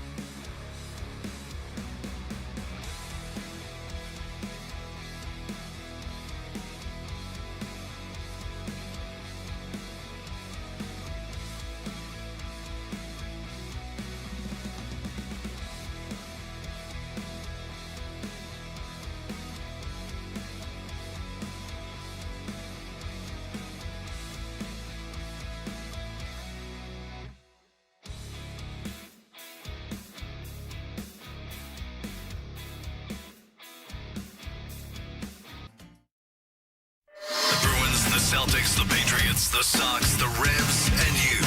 We're Boston's home for sports. 98.5 The Sports Hub. AJ, can you talk about, you keep using the word excitement, and now that it's happened, it's real. I mean, this has been talked about forever. So can you explain that level of excitement now that it's really happening here? Just talking to my mom, man, I was like, man, I'm still in awe. I'm trying to adjust and, walking up the hill with the uniform on. I was like, man, this is real, and caught myself one point in practice, wasn't paying attention because I was like, dang, I'm a Patriot, and just trying to take it all in as much as I can. Obviously, I got back to work quickly, but it's levels to it, and like I said, I'm enjoying it. It's obviously I know this ain't heaven, but it ain't heaven, but it's close. That's how AJ Brown described Foxborough, Massachusetts this week. It's Alex Barth and Cerrone battle on the Sports Hub. It ain't heaven, but it's close. I grew up a town over from Foxborough. Sure, let's go with that. It ain't heaven, but it's close. I'm excited, man. I don't know how you cannot be excited about AJ Brown being here. It's been about a week now. And as it sat with you, I think we all had the same first initial takes. Wow, they actually gave up the first. The deep ball with Drake May, all of that. As you've sat with it, is there anything that you've kind of thought about as this week has gone on? New takes or thoughts that have changed as this is all kind of settled in? Nothing new. I mean, we discussed the other day on the podcast. I think it's a really good football team. And I think that's the part getting lost in all this. They're a good football team. So let's do this, just like we did with the Celtics and the Knicks earlier, because it's the theme of the day. On roster alone. Mm-hmm. Is there a better roster in the AFC than what the New England Patriots have? No, I don't think so. I'll give you the Ravens are close. Yeah. If they're all healthy. Obviously, yeah. Yeah. You want to make an argument for the Ravens, you could. But I don't think one's definitively better than the other. I don't think there's a team that you look at and say, this roster is definitively better, assuming everybody's healthy, is definitively better than what the Patriots have. Yeah. In the NFC, sure. Not NFC, the AFC. We get into that in a minute. But I think if the Ravens would have held on to Likely and held on to that offensive line, I think without a doubt the Ravens would be the best roster in the AFC. But like we talked about earlier with the Celtics, we're hesitant because we don't know about their coach. We're not sure how they're going to take to the new head coach. Talking about the Ravens. The Ravens, yeah. That's the question. We know they have the talent, but I'm not sure about their coach. This Patriots team, they have a good head coach. They have a very good elite offensive coordinator. They have a bunch of veteran coaches on that staff. They have an MVP caliber quarterback. You have a Pro Bowl caliber receiver. The offensive line is still, I think that's the weak point with this team is the offensive line. You have an elite secondary that just added an all-pro who led the league in turnovers last year. Your D-line is solid as that edge is the question mark. But your interior guys as good as any interior in football. You added Romeo Doubs to an offense they were moving the ball downfield in their passing game last year with pieces, but you've added Romeo Doubs, of course, A.J. Brown. You drafted well, we believe, with tight end, offensive line, all the things. You have a rookie running back a rookie last year in Henderson. We talked about the podcast. It seemed like he was ups and downs, whatever. Out of all the running backs, all the rookies, I think he had the most total yards out of all of them. He's a big play guy. But, it's close to it. They're a good team. They go in the right direction. And look, man, sky's the limit for these guys. You got to stay healthy. You got to add some depth. But in the AFC, I think Kansas City's missing some pieces. They lost their secondary. Buffalo, I think, is taking a step Chris back. Jones, another year older, too. Yeah, and you saw wear on him last year. You saw Kelsey be a shell of himself to a point last year. Okay, hang on. So they're getting married at Madison Square Garden? That's real? What? Really? Apparently. Come on. Because I guess there's no windows. They don't have to worry about photographers. Like, my first thought was, are they really going to sell tickets to this thing? Because if they did, they'd probably sell for more in the finals tickets. Why didn't they just get married in Arrowhead and sell tickets? Because some idiot would rent like one of those little Cessna planes and fly over and take pictures. That being said, somebody's going to scale the garden and try to get in through the roof. People are crazy about this stuff. Dome stadium, something, I don't know, but we'll get to dome stadiums. I have a dome stadium take. Yeah, we need to get rid of that. But yes. The Patriots, great roster, good roster. I think they are the best roster in the AFC, and they have all the key pieces to win. I don't think this is an excuse. If they don't make it to a Super Bowl, it'd be disappointing because I think they have the type of roster, unless Denver or Baltimore is just smoking everybody, and then you understand it. But I think they have a chance to really light some teams up this year and make some real noise. I think this is a good team, and I think a lot of people are hesitant to say this is a good football team, good to great football team they can put out there starting September. That as much as we just kind of drooled over the roster, and I think it's fair, there is one area that legitimately concerns me. Dennis in Rhode Island has a question on that. Dennis, how you doing? Barthy, what's going on, man? Cerrone, what's going on? Hey, what's up, man? My question for you is, where do you think the team is on the development of a guy like Braden Swinson? I know it says a lot that last year he didn't see the field, whereas Ponder did. I'm just curious about it because, you guys last year, between you and Taylor Kyles, man, I was sold on Swinson kind of being a steal of the draft. I'm curious if you think he has a Kayshon Boutte-like arc in the case of being, first-round potential, went to LSU, falls in the draft, kind of works his way back to being a valuable starter in the league. I think the fact that they didn't address the edge position that much in free agency, granted there wasn't much out there, I'm curious if they have the same belief that they can address it internally. Thanks for the call, Dennis. So I don't know that he definitely fell. I don't know that Swinson was ever a first-round pick. He's top 100. As it stands right now, they need one of him or Q Hutchins to prove to be a player. And Swinson, I think, has a much higher ceiling. Let's just go through the group real quick. Harold Landry went on. He's good. He had, I think, 6 sacks over the first 5 games or 7 sacks over the first 6 games, something like that. He was on a tear to start last year before he got hurt, but he's 30 years old. And as of at least March, he was still rehabbing that knee injury. Mike Vrabel told us at the league meetings, and he hasn't been in OTAs. So guy on the wrong side of 30 trying to come back from a knee injury that severely limited him. Gabe Akis, who I really like, he's still a rookie. You don't know what he's going to give you right away, and he's maybe dealing with a hamstring injury, according to some stuff Mike Reese said. You can find more on that on 985thesportshub.com. And, it doesn't sound serious. It sounds like he'll get back out there when he needs to be, but for a rookie, this is important developmental time, working on technique and things like that. And so that's not ideal. Draymond Jones, fine, complimentary player. That's what he is. He had 7.5 sacks last year. That's a career high. You don't want him to be your linchpin pass rusher. Yeah. They have Elijah Ponder, who played 250 snaps last year, flashed a little bit, but that's a really big jump, going from 250 snaps as a UDFA to a top 2 pass rusher if he gets pushed up there because of injuries. And that's it for any sort of proven production or significant upside investments. Braden Swinson was a 5th-round pick last year. He didn't really play. Jesse Luquette has been in the league for a second. He's mostly played special teams. And then you have Q Hutchins, who was a 7th-round pick, who's primarily a special teamer, and Xavier Holmes, who wasn't even one of their first UDFA signings. They signed him at a rookie minicamp. So I still think they need another body there. Yeah. I still think they do. But if not, you're talking about needing Braden Swinson essentially stepping into the role that Elijah Ponder was in last year, which, again, you're talking about 250 snaps, heavy passing down role. That's not insignificant by any means. No, and I think with this team, even early on, you might see them get the sack numbers, because I think there's going to be some games where they get up big on teams early, where they know they're throwing, they're just going to pin their heads back and get after it. They're going to get the numbers, but I don't know if that would show how good their edge rush is until they're playing the better teams to get to the postseason, stuff like that. They're not getting pressure. But I think, to your point, I think they need another proven guy.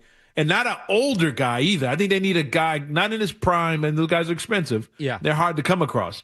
But they need another guy out there that can complement those D tackles and not just be a one-dimensional guy or a guy that just gets uphill and doesn't finish. I think that's a problem with Jones. They just picked up. Jerron Jones, I think he led the league in pressures or something like that, but he only got 7 sacks. He didn't finish a lot. He got upfield but didn't make the play. They need guys that can get back there and tackle. We saw it in the Super Bowl where a lot of missed tackles back there. but they need a veteran guy, not an old guy, a good veteran guy, kind of in his prime, that could be a playmaker for this team. And I think if they figure out a way to get that, if it's internal, if they coach somebody up or whatever, now you go from a good to great team to you're a Super Bowl team. If you find a way to get a dominant edge presence off this team, the sky is really the limit for the rest of this Patriots season. And could Swinson be that guy? I like his raw ability. I like his potential. Now, there was a question, and why did he fall in the draft?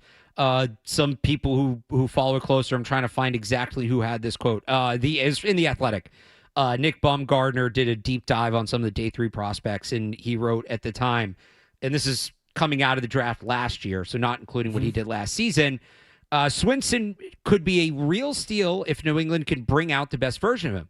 The former LSU edge was a day 2 level talent who fell to the 5th round mainly because of concerns over his coachability. If he proves he can be a consistent professional, his talent could lead him to outperform his draft slot pretty quickly. So this is a guy that needs coaching up, and there's questions about his coachability. He has the physical tools. I totally believe he has physical tools to be at least a rotational edge rusher. It's just a matter if he can get there. So that's some Patriots. Here's what we do: the Celtics talk, then we take the calls, then we go to Patriots talk, but the Celtics calls are waiting. So we take the Celtics calls, then we go to the Patriots talk, and the Patriots calls are waiting. So it's a little bit of back and forth for you, but I want to do a show for the people. I want to talk about what the people want to hear about. I see you guys lined up with your Celtics calls. We'll jump back to that next here. It's Alex Barth and Cerrone Battle on the Sports Hub. Boston's home for sports. 98.5 The Sports Hub.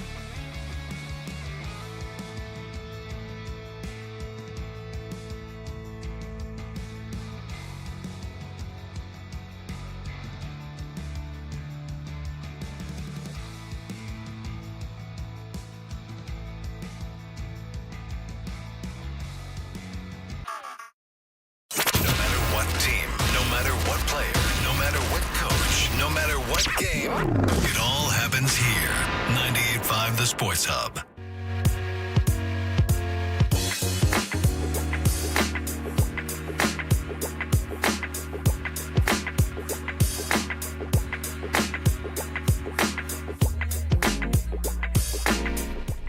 It's a beautiful Saturday afternoon. Alex Barth and Cerrone Battle on the Sports. A beautiful Saturday afternoon, and we're getting calls left and right. I love this. Appreciate everybody for spending part of your Saturday afternoon with us here on the Sports. We're taking up until 5 o'clock. We do have a couple of open phone lines if you want to join us. 617-779-0985. We've mostly been Patriots Celtics. I do have a Red Sox take I'm going to get to in a little bit, but you guys seem to want to keep going Celtics and Patriots, so we'll do that. Jerry is down by Cerrone in North Carolina, has a Celtics thought. Jerry, what's up? Hey, good afternoon, gentlemen. Hope everybody's doing well. From my standpoint, right, we've talked about Brad Stevens, we talked about Missoula, but really to me is what does the ownership think, right? These guys paid, what, $5-6 billion to buy this club?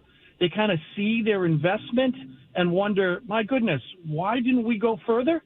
I mean, it'd be great to hear from them. And before I go, my thought on A.J. Brown, guys, I think he's going to open up the run game big time. Ball knower. The Patriots. Jerry knows ball. Love that, Jerry. He was listening to the podcast. Thanks for the call, Jerry. Appreciate it. Yes, we talked about that. He's absolutely – look, Saquon's a fantastic player. He doesn't have that season without a threat keeping those safeties honest over the top in Philly. 100%. No. Where do you think Bill Chisholm's at? This is a big question. This is important when it comes to Celtics. Yeah, as much as we've hyped up their roster on the show, Cerrone, it's still not good enough. I think it's better than the Knicks, but I don't think it's good enough. They need a real big. They need another guard. How are they going to make that work with Tatum and Brown? They cut spending last year. Any owner is going to get criticism when they cut spending, but it's okay. They don't want to pay the repeater tax, and it can hurt, limit their ability to build the team. That's now been reset. Do you think they spend, or do you think we just got a line from them last year, and we maybe don't get we get a similar level of investment this year that we got last year? What are you expecting from the Celtics this offseason? I think the Knicks getting as far as they are right now, and seeing that and seeing the buzz, and I saw people this morning, several people in Knicks jerseys. Like, where'd you guys buy those? Knicks jerseys all over the place, Knicks hats. I think watching the Knicks get this far is kind of pressure on them. I think these guys are very competitive. I think these billionaires are ultra competitive, and I think they're looking at that like, that should be us. We should be these guys in the spotlight. Will they go crazy with the spending? I don't know, but I think they're going to try and improve this roster one way or the other. I think Brad Stevens is very good at that. They're a well-run organization. I give them tons of credit for that. But I think these new guys, these new owners are going to come in, and I think they're going to spend a little bit because they're watching what happens when you put something good together and you succeed, and they can see the dollar signs coming out of Madison Square Garden, like, man, we should be somewhere close to that, and we have the pieces to do it. So I think they're going to spend a little bit. How they spend, who they spend it on, I'm not sure, but I do think this team, I don't think this ownership group is going to sit back and just let things kind of slide the way it did last year. Bill Chisholm, Celtics fan, bought the team because he wanted to keep it in a good place. Like, you're up. Yeah. Let's see it. You're up. Yeah. It's the Dodgers model. June Lee's done a lot about this when it comes to like the Dodgers and the Red Sox, right? Two different philosophies on spending. The Red Sox are trying to keep a low expenditure. And if they make a little less because of it, it's just about the profit margin, where the Dodgers spent a lot of money because they knew they'd make more money on the back end because of it, and that's what they've done. Which team do you want to be? And it's obviously different in a capped league. Baseball is all of this with gigantism because they're not reined in, at least not yet. They probably will be soon. But, do you want to be the team that does everything on the margins and just tries to make the spreadsheets look nice, or do you want your brand to be valuable? Your brand's not valuable if you're not winning. It's not as valuable, I should say, if you're not winning. That's the reality of it, and I think more of these owners need to understand that. Now, you had said you think they're going to spend money. You don't know on who, but you think they're going to spend. Mark has a couple of moves the Celtics can make. Mark in Dorchester. Mark, how you doing? Yeah, hey, good afternoon, guys. Afternoon. So you made a good point, Barthy. Like, they've got to get a guard in the center. You know, I was thinking of 2 quick moves that they can make that would absolutely keep their core in peace without them spending a ton of money. The first move is pretty quick, right? It's going and signing Kobe White. You Like probably Kobe White. spend the money there, but that's the first quick move. The second move is buying low on Khalil Ware from the Heat. So for some reason, Pat Riley and the Heat, they don't like Khalil Ware. I don't know if that's a big organization, but I think we can buy him low with like Hauser, maybe a pick, and one of the 3 wings, but still need all 3 of them. And then you get a young center who can pick and pop, who can rebound, defend as well too. He's on a very team-friendly contract, I think, for the next year or 2 years. 2 years, yep. Yeah. So then you look at a starting lineup of White, Brown, Tatum, Ware. You still keep Pritchard off the bench, and then you still keep 2 of your 3 wings, and then you can fill out the rest with some, veteran center or something like that. But you save money because Vucevic is gone, House's contract's gone, and you're only taking on Kobe White's contract, really? So, I mean, those are some moves I thought about. Well, I have to hear your thoughts. Cerrone, what do you think? Kobe White and Khalil Ware. I think this would be a good addition. Kobe White was big. I mean, he was huge for Charlotte. I like Kobe White. Kobe White's a good player. He's a good player. I think he's another guy that's kind of hidden in small markets. I mean, the Chicago's not a small market, but they weren't a good team at the time. He's a good player. I would add him. I wouldn't be upset with that move at all. I think they need another guard. They need a guy to bring the ball up. I think having Tatum and Brown bringing the ball up against pressure and all that stuff really hurts them. It hurts them getting into their offensive sets. And if you look at all the teams that have been successful in this playoff run, every one of these teams have had a good point guard that can bring the ball up and a good big and good wings. I think the Celtics got to figure out a way to get that trinity back on the floor with a point guard that can bring the ball up outside of just a Pritchard, and they got to figure out a way to get another big. So I like his suggestions. If you want to swing big, a name that I really love, I don't know what it'd take to get him, but I would absolutely love him with Tatum and Brown, and that's Sabonis out of Sacramento. I think he would fit with these guys, would make them immediate favorites in the Eastern Conference if you find a way to get Sabonis over here. He's an incredible player. Probably the best rebounder in basketball, but again, hidden in Sacramento. Good player, pick and pop, do all the things. He's going to cost you a lot. I was going to say, are you going to have to move? Would you have to You're move going to have to Derek move White? a lot of pieces, Would you have to trade Derek? Would you do that, Derek White, and probably more for Sabonis? In a heartbeat. As long as it's not Tatum and Brown, I think I would. All right. I think I'd rather have him than Giannis at this point of his career. I know that's probably a hot take, but I think Sabonis' game allows them to thrive because he's pick and pop. He can shoot the ball. He's going to rebound it at a really high level. Very good passer. He gets that from his pops. He's a good basketball player, and I think he's at the age where if you add him with Tatum and Brown, you got something going for a few more years, and it gives you something resembling of good post, a good big, good wings, good size, and you just add that guard one way or the other, even if it's somebody, a veteran guard like Fred VanVleet or somebody like that, that can bring the ball up. You don't need him to be a 20-point a game guard. You need a distributor. Just a distributor that can get the ball up the floor quickly and get you into your offense. Little things like that. But I think that's why the Knicks are still playing.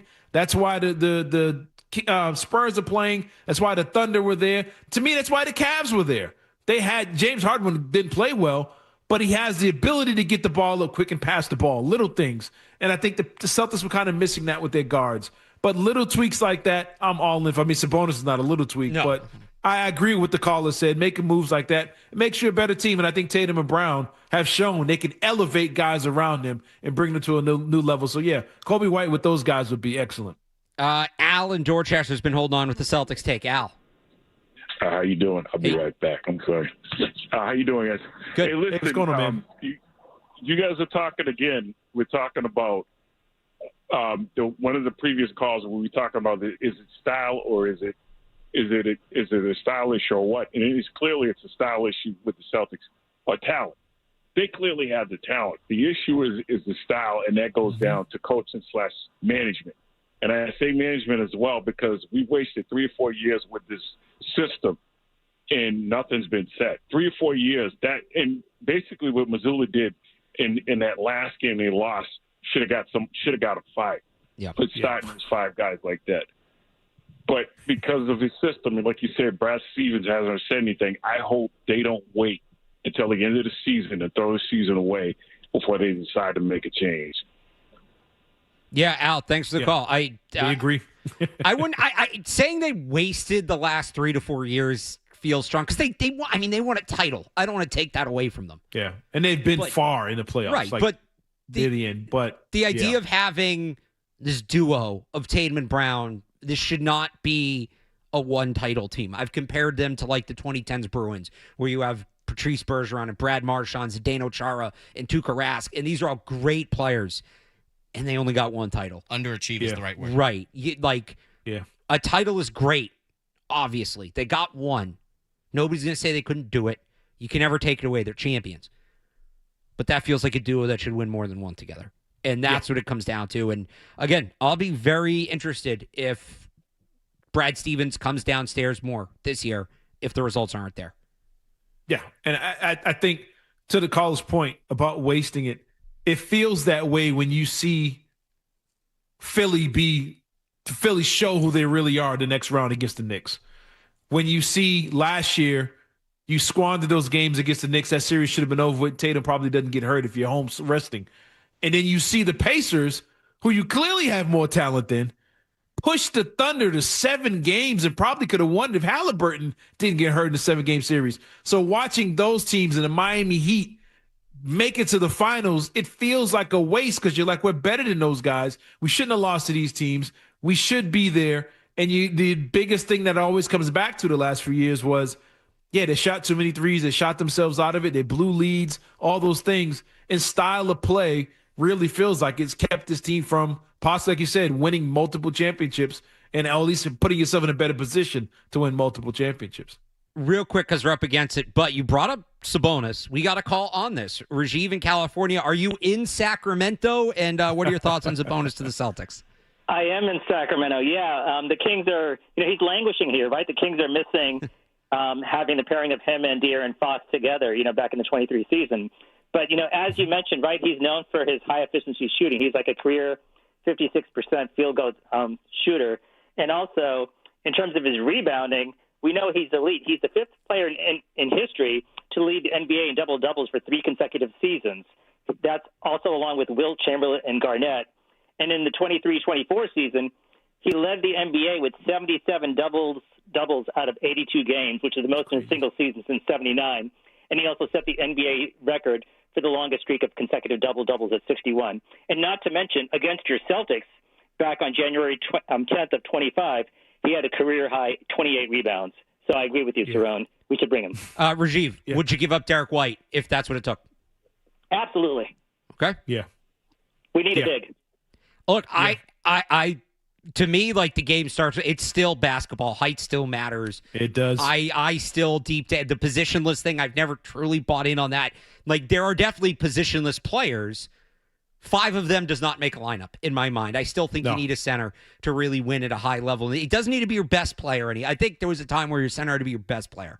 I don't think that's the case anymore, but I still think you need a competitive center to really make a run.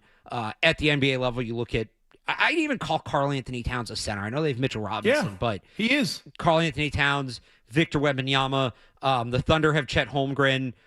Why am I blanking on who the Knicks played in the? Yeah, Hartenstein. Like the Cavs, Mobley. The Cavs had Mobley and Allen. Jared Allen's a very underrated player. Like, they centers were the key to this whole playoff run on both conferences. You still need that guy. I love Derek White. Derek White's a very good player. Sabonis helps him more. And it would probably be Derek White and more. And, like, I don't know. You'd have to show me exactly what the trade is. Like, I'm not giving up Derek money White and easily. all that stuff. Right. But you tell me they have a chance to get a difference-making center, I'm in. I'm in. Unless it's Joel Embiid because he gets hurt too much. I'm in. Yeah, he's a legit when he's on and when he gets the recognition. If people notice, like the call said, those are numbers that guys should be all NBA when they do stuff like that. But when you're stuck in Sacramento, very similar to when Kevin Love was in Minnesota getting 30-30 on people, you didn't really see it a lot. But you put him in this market with those guys, with that talent around him where he can really eat. You're talking an all-star caliber player, all NBA caliber player. And I think Derek White, as much as he's a fan favorite, that's the kind of, you move him for a guy like that. I'm not moving him for another Derek White. I'm moving him for a major upgrade that improves your team drastically. And if you watch that game last night and watch the banging that went on in the paint, you got to think to yourself, we got to get somebody that can get down there and bang and get dirty And Sabonis would absolutely be a guy that could play against that type of physicality and that type of pressure that they were getting around the rim. We phone line still lighting up. You want to join us, 617-779-0985. We do have to hit a break, but this, what has quickly turned into an agenda-free Saturday with Alex Barth and Cerrone battle continues after this. Boston's home for sports. 98.5 The Sports Hub.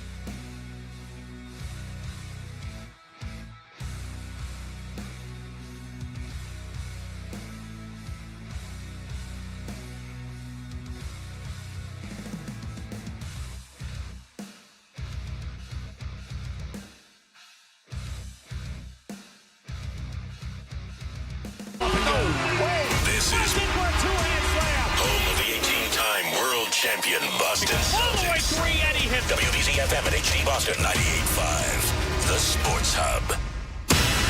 Sports Hub headlines. Tonight, the middle game of a 3-game series between the Red Sox and Yankees in New York. The Sox won 5-3 last night. Now send Ranger Suarez to the mound against Will Warren. Game 3 of the Stanley Cup Finals is tonight. It's the Carolina Hurricanes and the Vegas Golden Knights. That series shifting to Vegas, tied at 1 game apiece. In the NBA, the finals are 2-0. It's been all Knicks so far. They beat the Spurs 105-104 last night. Game 3 is in New York on Monday. In the United States, playing its final tune-up before the start of the World Cup, the U.S. men's national team taking on Germany in Chicago. Germany just scored and now leads 2-1 in the 63rd minute. Sports Hub headlines are brought to you by Valvoline Instant Oil Change. Enjoy quick and convenient vehicle maintenance this month. Visit NewEnglandOilChange.com for 15% off your drive-thru oil change at Valvoline Instant Oil Change, the official oil change of busy people. I'm Alex Barth on Boston's Home for Sports, 98.5 The Sports Hub, and those are your Sports Hub headlines. Boston Talk Sports. Trade Drake May. We all know what, but we won't say what. Yeah, worst take on these airwaves in the last 24 hours. We may not take a call today. The Sports Hub.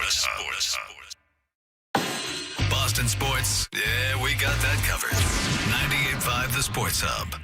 Saturday afternoon. You want to join us? 617-779-0985. It's very quickly turned into an agenda-free Saturday. We've been mostly Patriots, mostly Celtics. I do still have a Red Sox thought I want to mix in. But let's go back to your phones. But full phone lines like all day. Appreciate you guys. Got a couple open if you want them right now. 617-779-0985. Deshaun in Virginia on the Patriots. What's up, Deshaun? Hello, guys. How's it going? Hey. Basically, I just want to sit in both the Patriots and such a little bit, but I'll start with the Patriots first. When it comes to this offense, I can admit that I'm like full of exhilaration when it comes to excitement about this offense because I feel like they have an abundance of ways to kill defenses in many different styles, from the receivers to the tight ends and to the backs. So the defense is getting turnovers or whatever. I don't want them to play scared. I want them to go 100 miles per hour and attacking these and opposing their will on these defenses. Now, with that being said, I just want to add a little bit with the Celtics. Everything I hear about people saying about they should do this and do that, A, B, C, and D, but the thing about it, it's still going to come down to both Jason Tatum and Brown. These two at times have come up small in situations where you actually need to come up big. If you look at what's going on at times with with Brunson, with times when you think the Knicks are dead in the water at times, whatever, here comes Brunson out of nowhere. I've seen stars in the previous generations, or whatever, come up big and make finals up the finals or whatever. Like Steph Curry, I remember when the time he came here into Boston, 2022, and that was the weakest Golden State team. And these guys don't have that, and they still find a way to wheel their team to victory. But so many people make up so many excuses for both Jason Tatum and Brown. When these guys come up small, I think the person has the biggest heart on the team, and he's come off the bench, and that's Peyton Pritchard. And that shouldn't even really be that way. I don't think these two have any heart. That's all I wanted to say. Thanks for the call, Deshaun Cerrone. Are you worried about, or are we not talking enough about Tatum and Brown in big moments? Oh, I think it gets talked about a lot, but it always comes down to them not bringing their team back, because I think they've shown they've done that over the years. It's blowing the leads. I think that's the problem. It's holding on to these big leads in the fourth quarter. Yeah, I know everybody's comparing to Brunson's the hottest thing right now in the league when it comes to closing games out. Yep. That's been his thing. But Brunson in this series is shooting like 30%. He's like 19 for 59 from the floor. He has to be so good in the fourth. He has no choice. Has to be, right. If Jason Tatum and Jaylen Brown shot 30% in a series in the conference finals, we'd be destroying them. That's all we'd hear about. But that's all we'd hear about, and we got to get rid of guys like this. But this is what Brunson has been. But because he's the only guy, when you take so many shots, you're eventually going to look, man, look at these big fourth quarters, but he's the only guy. Karl Anthony Towns last night took one shot in the fourth quarter, and he's their second best player. Tatum and Brown, they're splitting shots. Pritchard's getting his shots. Derek White's getting his shots. And then we look up and say, well, Tatum only had 6 points in the quarter. But it's because they're still playing the same way. Again, style of play, coaching. When Tatum was allowed, when he played more regular basketball, more ISO, more mid-range, he was giving Giannis 50. He was giving KD a 50 in a playoffs game. He was bringing the Celtics greatest back. Game 7 in NBA history. Yes, these things actually happened. That game in Miami they had when they went to the finals the first time. He was the first one to win the conference award, whatever it was. Huge fourth quarter. He had a big fourth quarter this year against the 76ers. He's had those flashes, but we always remember the ones we didn't come up big and say, well, there he is. It's like, that's not against the Pacers. I know the Pacers didn't push him to 7 or nothing like that. Jaylen Brown hits the 3 to tie that game against the Pacers, send it to overtime. And it was Jaylen Brown's the hero. Jason Tatum went on a 10-0 run in overtime by himself. He carried the team, but we forget about that. He has that ability, but it's the blowing the leads in the fourth quarter that looks bad. But when they're down, they've shown the ability that they can bring teams back and have big fourth quarters. Jason Tatum is a good closer in the league, a very good closer. But when they're playing and they're shooting 15 threes in a quarter, up 25, it's a bad look. It makes them all look bad. It looks like they're coming up small late in games, but it comes down to style of play. You get the right coach with Jason Tatum and says, hey, man, fourth quarter, keep going to the basket, he's going to destroy you. He's going to light you up, just like he did against Dallas in the closeout game in Game 5. He had 31 points. He was relentless on the low block in that game, and he has the ability to do that more often. They just have to get him in position to do it. You did mention earlier, when we were talking about moves the Celtics could make, Sabonis. Ryan is listening in, tweeted in. He did the trade machine on Spotrac. Derek White and Sam Hauser for Sabonis works financially. Oh my God! It adds $4 million to the Celtics' total budget, $4.2 million. So you're right there flirting with those aprons, but that would be allowed. Derek White and Sam Hauser for Sabonis. We also mentioned in passing Jared Allen. Bill in Wilmington is not happy about that. Bill. Yeah, I just think it's an asinine comment, honestly. He had 0 points and 1 rebound in an elimination game, and TNT was showing clips of this guy walking back on defense with James Harden. He is like the softest, not toughest center I've ever seen. He's horrible. That's all I had to say. Thanks for the call, Bill. Did you see him against the Pistons? I think he hung up. Against the Pistons, he was dominant, and the reason they won that series. He was doing it against Durant. He's not 60s Wilt by any means. No. So I'm not putting him in that category. I think he's not a bad. He'd start on the Celtics. Yeah, he absolutely would. But I think Celtics. That Cavs team, again, once their head coaches said, analytically we're up 3-1, they all shut it down. He wasn't the only one jogging back on defense. Mobley didn't look the same. Mobley had a half where he didn't take a shot for a whole half.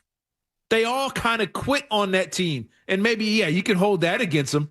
But when he's a motivated player, Allen's a good player. I never said he was great, but I would take him on the Celtics in a heartbeat over some of the guys they have on this team. On size alone, he's the type of guy, if you got a Wemby out there, he can play him straight up. But, he jogged back. But against the Pistons, when they were playing hard and needed to win those games, Mobley and Allen were the reason they won that series. He has that ability, and I would take him on this team. But I never said I wanted him. But, he's a decent player. I never said he was great. All right, let's go to Paulie in the truck. Clear the board here, Paulie. What do you got? Cerrone, you know what I think of you, and I ain't seen or heard in or heard of that fella out in Sacramento, so I'm in. You say it, and I like the description, what I heard. They need a big man and need one bad. One of the greatest rebounders in the game. I'm with you. Count me in 110%, brother. Now, Barth, did you say that you could get Thibodeau for Booty straight up? Booty in like a fourth or fifth. Booty in a fourth or fifth feels competitive. I'm doing it. I know he's not Vrabel's body type. No, he actually is. He's like a great stylistic fit. He actually is. Yeah, but well, okay then. I'm in. Count me in. I'm all in on that. Give him a 5, Ian Booty. One other thing. Yeah, the guy Calais Campbell. Yeah. In that spot, you're talking about a veteran, Cerrone. He's a tough guy. I like him.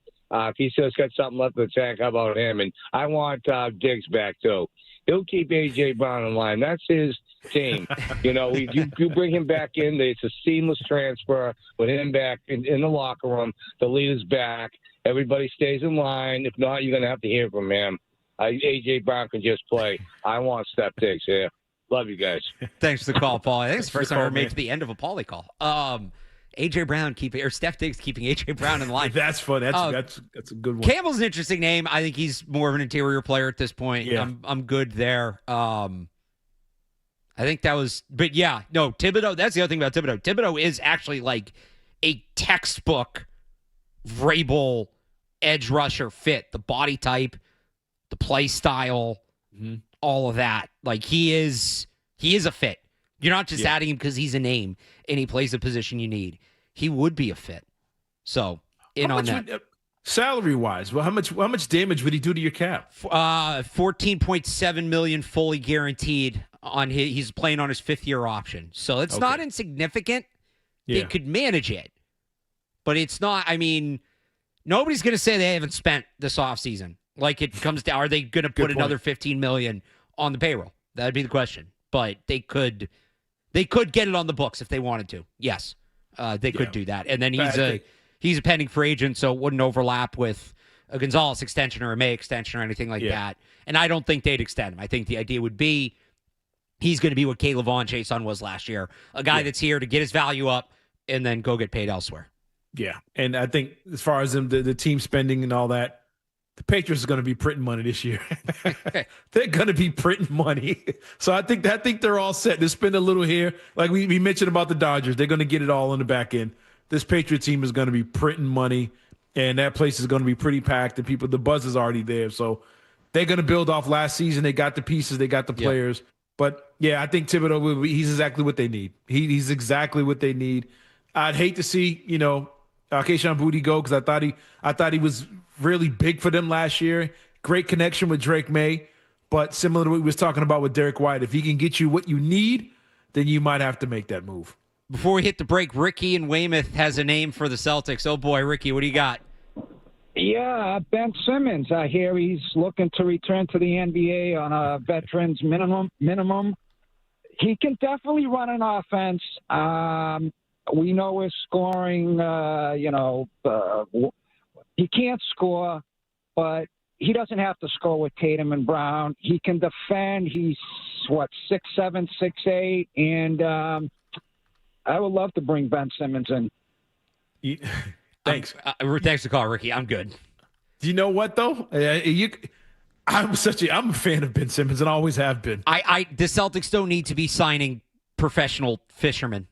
Yeah, he's really good at that, too. No, he is. I follow him on Instagram. He's really good. I say that not facetiously. He's good. He's in some sport fishing league, and his team just won the championship. Yeah, this dude be snagging dinosaurs. He's elite at that. But, I mean, if we're talking what you're asked, what do you want him to do? If you let him be the player that he would made him, good in the league, which was the Jason Kidd style point guard, just bigger. I'm gonna play good defense. I'm gonna rebound the ball. I'm gonna push it up quick and find the guys running the floor and repeat. Not score at all. If you want him to do that, yes. But if you bring him in and your system or your style is still put everybody in the perimeter and shoot threes, then Ben Simmons is the last player you want to sign. But if you bringing him in to say, man, because he's a very good defender, bring him in to play defense, rebound the ball, and get the ball to Tatum and Brown, similar to what I said about Van Fleet, sure, veteran minimum, add a body. I'd rather him than the not say Jordan Walsh or something like. I'd take him over those guys. But if you're asking about what kind of role you want him to play, that if he's there to rebound, defend, and pass the ball and push pace, because I think he's so good at that. But I would take that. I just think what happened with him and Doc Rivers in that situation against Atlanta, I think he just mentally he checked out and became one of the great fishermen in the world. And I think he's cool at that at this point in his career. He made his money, and he might want to come back for the veteran minimum. He misses the game of basketball, but it's all about what kind of role you want him to play, because he can be really good or it could be a disaster if you decide to put him in the current system you're playing now. Not worth the risk. You can find other you can find other like big defensive guards.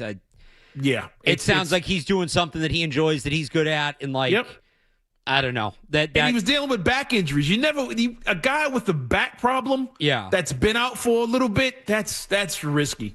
That feels like an unforced unneeded risk for the Celtics. 617-779-0985. You want to weigh in on any of it? But I do have a Red Sox take. It's not really a take. They're annoying. They're annoying me again. 3 games Craig out. Breslow's annoying me again. At least they're beating the Yankees, right? We'll get 3 to that games next. out of wild card. It's Alex Barth and Cerrone Battle on the Sports Hub. Boston's home for sports. 98.5 The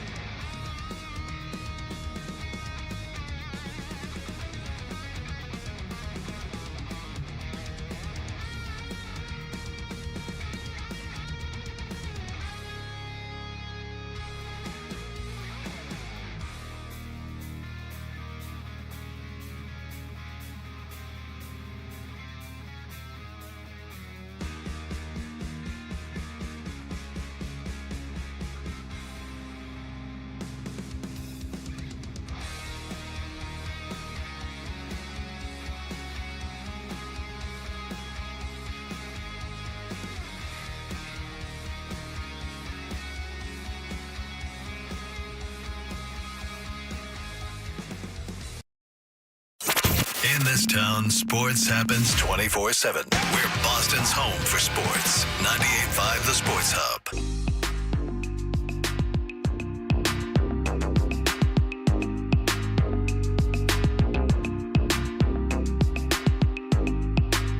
All right, so I've been saying I want to talk about the Red Sox a little bit, Cerrone. And you guys, I mean, you kept it coming with the calls. 617-779-0985. That was awesome. We'll wrap it up if you guys keep calling in. We got a couple segments left. We'll wrap it up with calls before we get out before we get out of here at 5 o'clock. But I'd be remiss if we did not talk about the Boston Red Sox while they are playing the New York Yankees. They won last night, which is fun, especially because the Red Sox are bad in that, I shouldn't say especially because, but like, these Yankees games mean something. The Red Sox games very much shouldn't, and they still, it's just still annoying Yankees fans, which is fun to me. That being said, you mentioned it before the break. So the Red Sox sit after that win last night, 8 games under 500 on June 6th. 8 games under 500. Despite that, they are only 3 games out of a playoff spot. Now there's 5 teams They're fighting between them and the 31 and 32 Texas Rangers. So it's not like they're right there. I really hope they don't delude themselves into believing that matters. And this is shame on the league, and the NFL has done this too. Yeah. You don't need 3 wildcard teams. You really do not need the 3rd wildcard team. The NFL doesn't need it. I guess the NFL does need it if their schedule is going to be longer because it makes more of those games at the end of the season meaningful. Baseball does not. It's too many teams. You just have these bad teams still in the mix, especially in a year like this. You don't need it. But then, because I don't know. Oh, Jerome, before we do that, that's my take. Should the Red Sox buy into maybe still being in this thing a little bit? You got to hold on to something, I guess. No, not if you're this Red Sox team. No, you do not. I strong disagree. Don't hold on to anything. You got to come to work for something. Feel the team. Figure it out. This from Jed McCaffrey earlier today in The Athletic. The Red Sox have fielded calls, and I'm paraphrasing from Milliken's tweet. The Red Sox have fielded calls on relievers Aroldis Chapman, Justin Slayton, and Garrett Whitlock, but have no interest in dealing anyone at the moment. They are shopping Connor Wong, who is their backup catcher. Whoopee. And that feels like that's not buying or selling. That's just trading a bad player. That's all that is. Yeah. You could get something of real tangible value for Aroldis Chapman that's going to help you in the long term. You can get. You're right. They should. I mean, they should have gotten something for Rafael Devers. They didn't. Right. You should now. Well, they did get something of tangible value for Rafael Devers, and then they traded those players to the Dodgers and the Bruins for guys that aren't good. But they can't. And Jimmy Stewart talked about this last night. He made a good point. If they don't sell, I wonder if part of that is Craig Breslow protecting his job. And if it's, hey, we're 3 games out, they're not going to fire me if we make the playoffs, which I don't know. Maybe they would, maybe they wouldn't. Maybe even if they should, if they make the playoffs. But in his mind, we're 3 games out. I can save my job if I can just get that final wild card spot. Might not even need to be 500 to do it. Is that what's best for the team long term? No, but he's looking out for his own best interest. It's best for him. Right, which nobody would fault. We all do it. Yep, absolutely. They need to make a decision on Craig Breslow soon because a potential lame duck general manager at the deadline is not good for anybody. Whether that's firing him, whether that's extending him, which I don't think would be the right move, but at least there's some surety, there's something sure there. And if he's extended, then maybe that empowers him to make the right move. Again, not arguing that they should extend Craig Breslow. But what's tough is when they gave that press conference after they fired Cora, they basically handed the keys to Breslow. Well, we're a front office run organization is what Sam Kennedy said. We believe in Craig. They didn't give themselves the opening that, hey, you might need to fire that guy too. They weren't bad just because of the manager. The roster is not what it needs to be. It's going to be so annoying if they don't sell, and I'm telling you, it will be, Trevor Story got hurt. A lot of difference that made. Trevor Story got hurt. Roman Anthony got hurt. Garrett Crochet got hurt. Don't look up how those guys were doing before the injuries. Well, it's not. We didn't have the roster we thought we were going to have. Would they be better with Crochet and Anthony? Sure. I don't think they'd be better with Trevor Story, frankly. I'm just going to leave him out of this. Yeah. Would they be better with Anthony and Crochet? Absolutely, sure. Would the ultimate spot they're in be all that different? How are they doing when they had those guys? But that goes to your point, though. In Breslow's mind, if we had Anthony Crochet, those 3 games, we'd have those 3 games. We'd be in. I said, hold on to something with this team, whatever. He's the one holding on to something. Hey, we made the playoffs. He's looking at saying, maybe we can take advantage of a down American League this year. Everybody's bad, so let's get in. So we got in.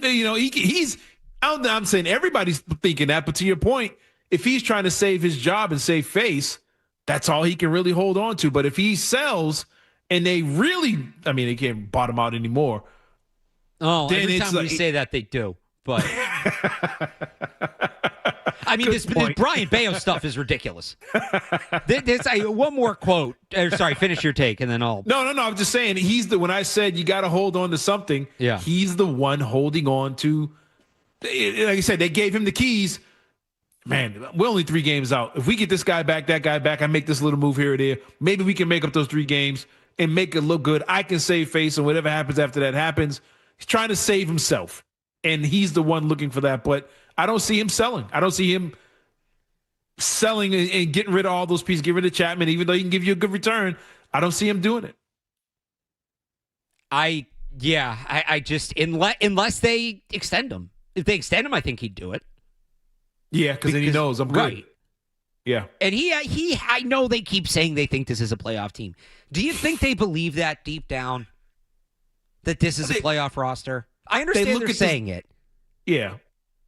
Do they believe it? They're probably playing with the numbers. We're second in the AL in batting. We're second. Look at us. We're dead last in runs, but we're hitting the ball. We just can't get anybody across. I think they're looking at the little things. Some acronym that's 8 letters long that nobody knows what it means. Is what they're doing. Analytically, we're in first place. It's Joe Mazzulla saying that they're getting good looks after the Sixers series. There you go. It's I'm not an analytics guy, but I have all the love in the world for Theo for what he did for the Red Sox. Theo Epstein. Yeah. When Theo Epstein says you're using too many analytics, yeah, it's bad. You're using too many analytics. That's just come down. Like we talked about with Brad Stevens and Joe Mazzulla. Come downstairs, Theo. Yeah. Well, we'd welcome you with open arms. I get he wants to spend time with his family. That man's accomplished everything there is to accomplish in baseball. He ended the curse in Boston and in Chicago. I don't know what the Hall of Fame process is for GMs, but first ballot, whatever the equivalent is. Yeah. Frankly, should be in already. He has nothing left to prove. But come downstairs, please. This might be his biggest victory yet if he could pull this off. Please come downstairs. I want to touch on the Bayo stuff, too. There was an interesting quote from Breslow on that. We'll react to that, plus your calls, 617-779-0985. It's Alex Barth and Cerrone Battle on the Sports Hub. Boston's home for sports.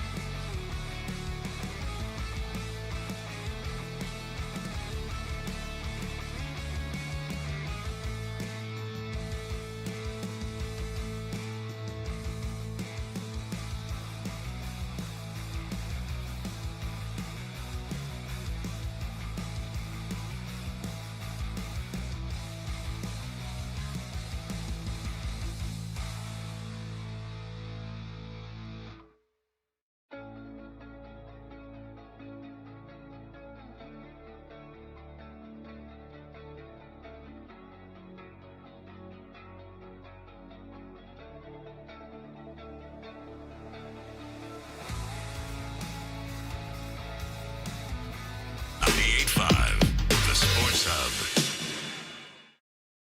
When it comes to Boston sports, we're fans just like you. 98.5 The Sports Hub. And his 1-1. Line shot, left center field, down for a hit. Coming around, here comes Ward. The throw comes into third as the run scores. And 1-0.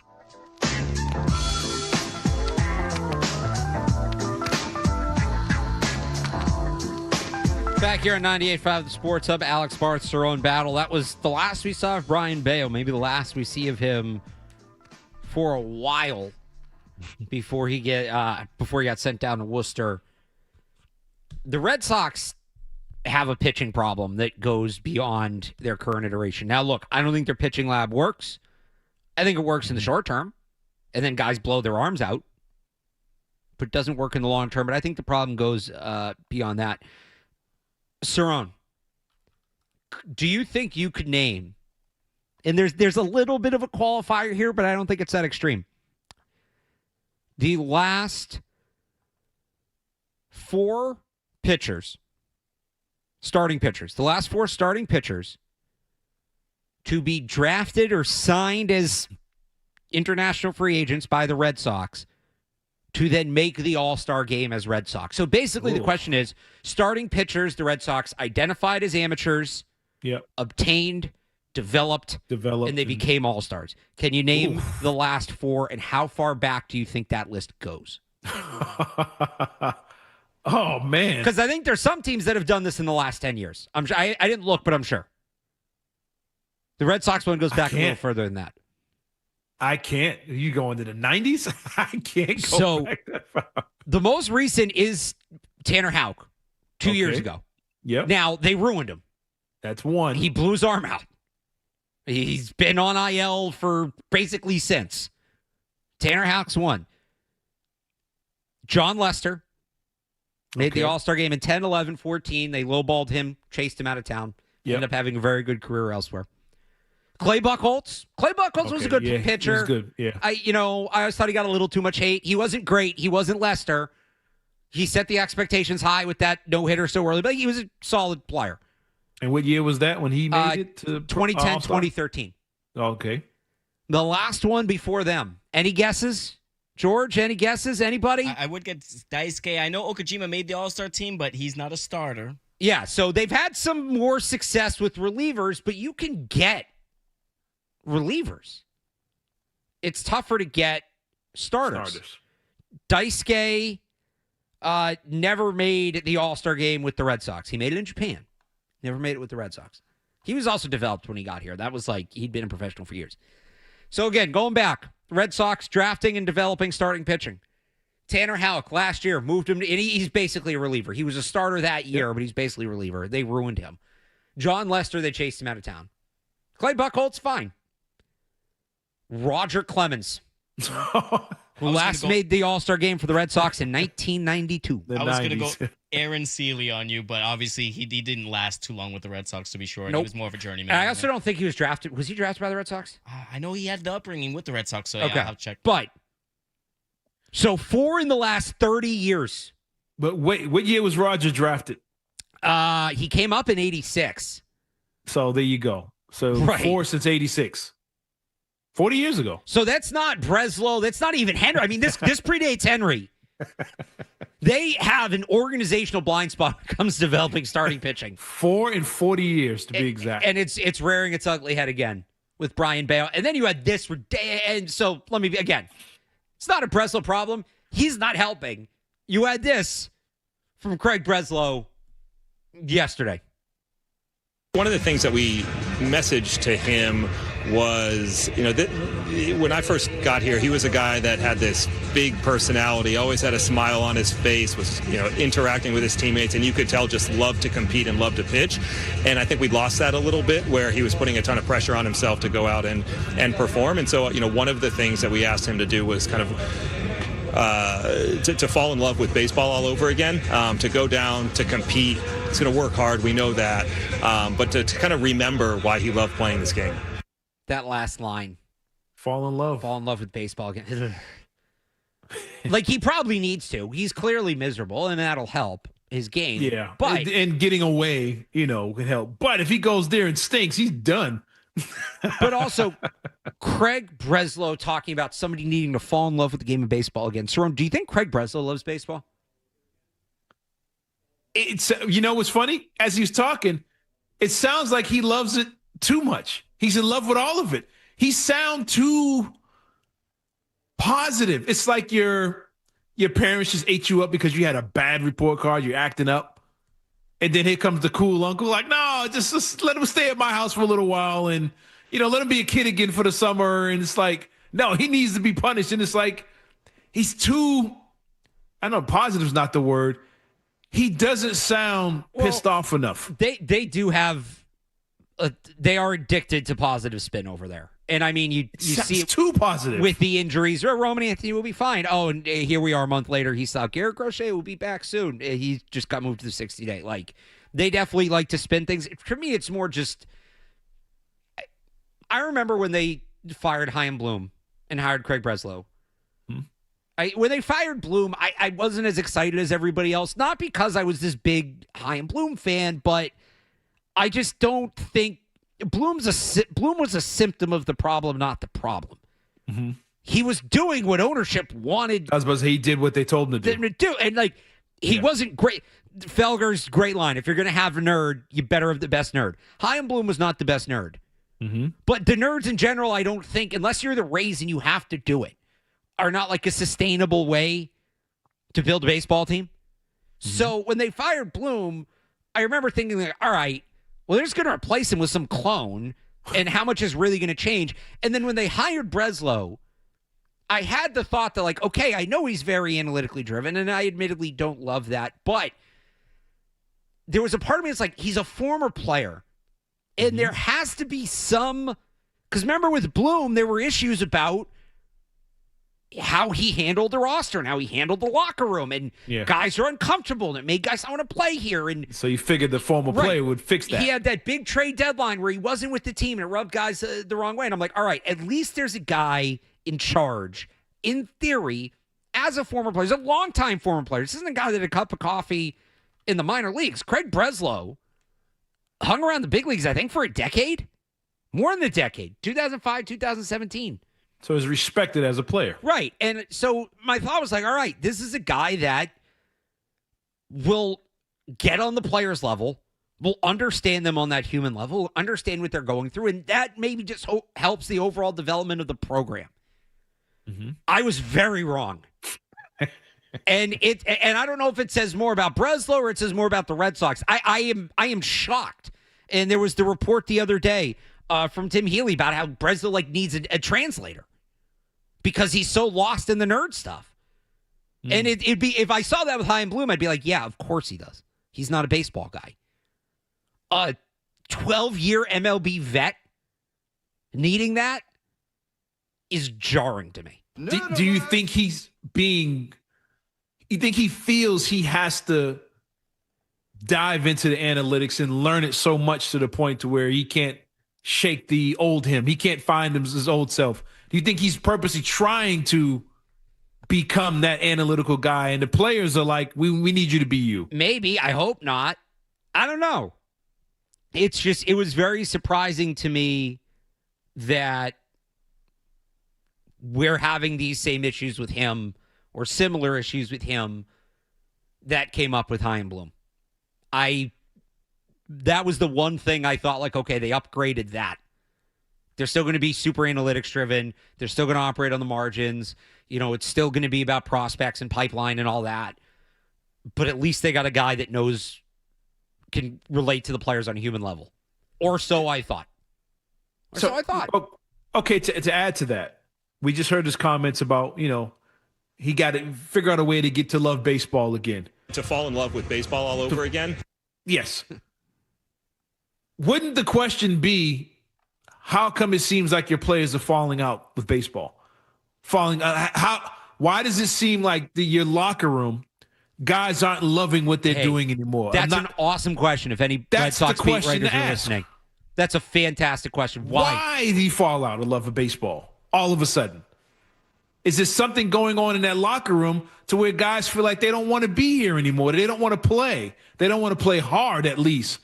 Why? That's the question. What happened to make this kid fall out with the game that he loved and played since he was a child? That you have to send him down to the minors to get that old feeling back, which Fenway's not doing it. We got to send him somewhere else. It seems like your locker room is falling out of love with the game. What's the problem here? Yeah, I would say probably being the Cora firing, his binky kind of got him in a tizzy, and I think he, out of all the players, has taken the biggest dive, the biggest free fall since the Cora firing, and it speaks to his level of maturity, I would say. You know, that's not anything that you want from a pitcher who's already been giving the money. Credit to Zoe, I would say kind of a sense of entitlement is what Brian Bayo has, and I agree with the demotion to get him sent back to Worcester. He has options. Might as well utilize them and see if he can get his head right, because we know what he's capable of, and I just think that he's out of sorts with the way that the season's gone, and he's capable of more. Oh, don't get me wrong. Brian Bayo's not blameless in this. Yeah. Like, you look at the splits. McCarthy had an interesting tweet the other day, because the whole thing about him not being able to start. McCarthy mentioned him not being able to pitch in a 0-0 game. If you look at the splits, even when he comes in the game, not so much whether the Red Sox are winning or losing, but is it a 1-run game? Is it a 2-run game? Is it a 3-run game, right? Mm-hmm. The bigger the margin in either direction, the better he pitches. Because the game, in his mind, the game's decided. So there's definitely like a mental block there. 100%. Yeah, he's thinking about something. Yeah. Right.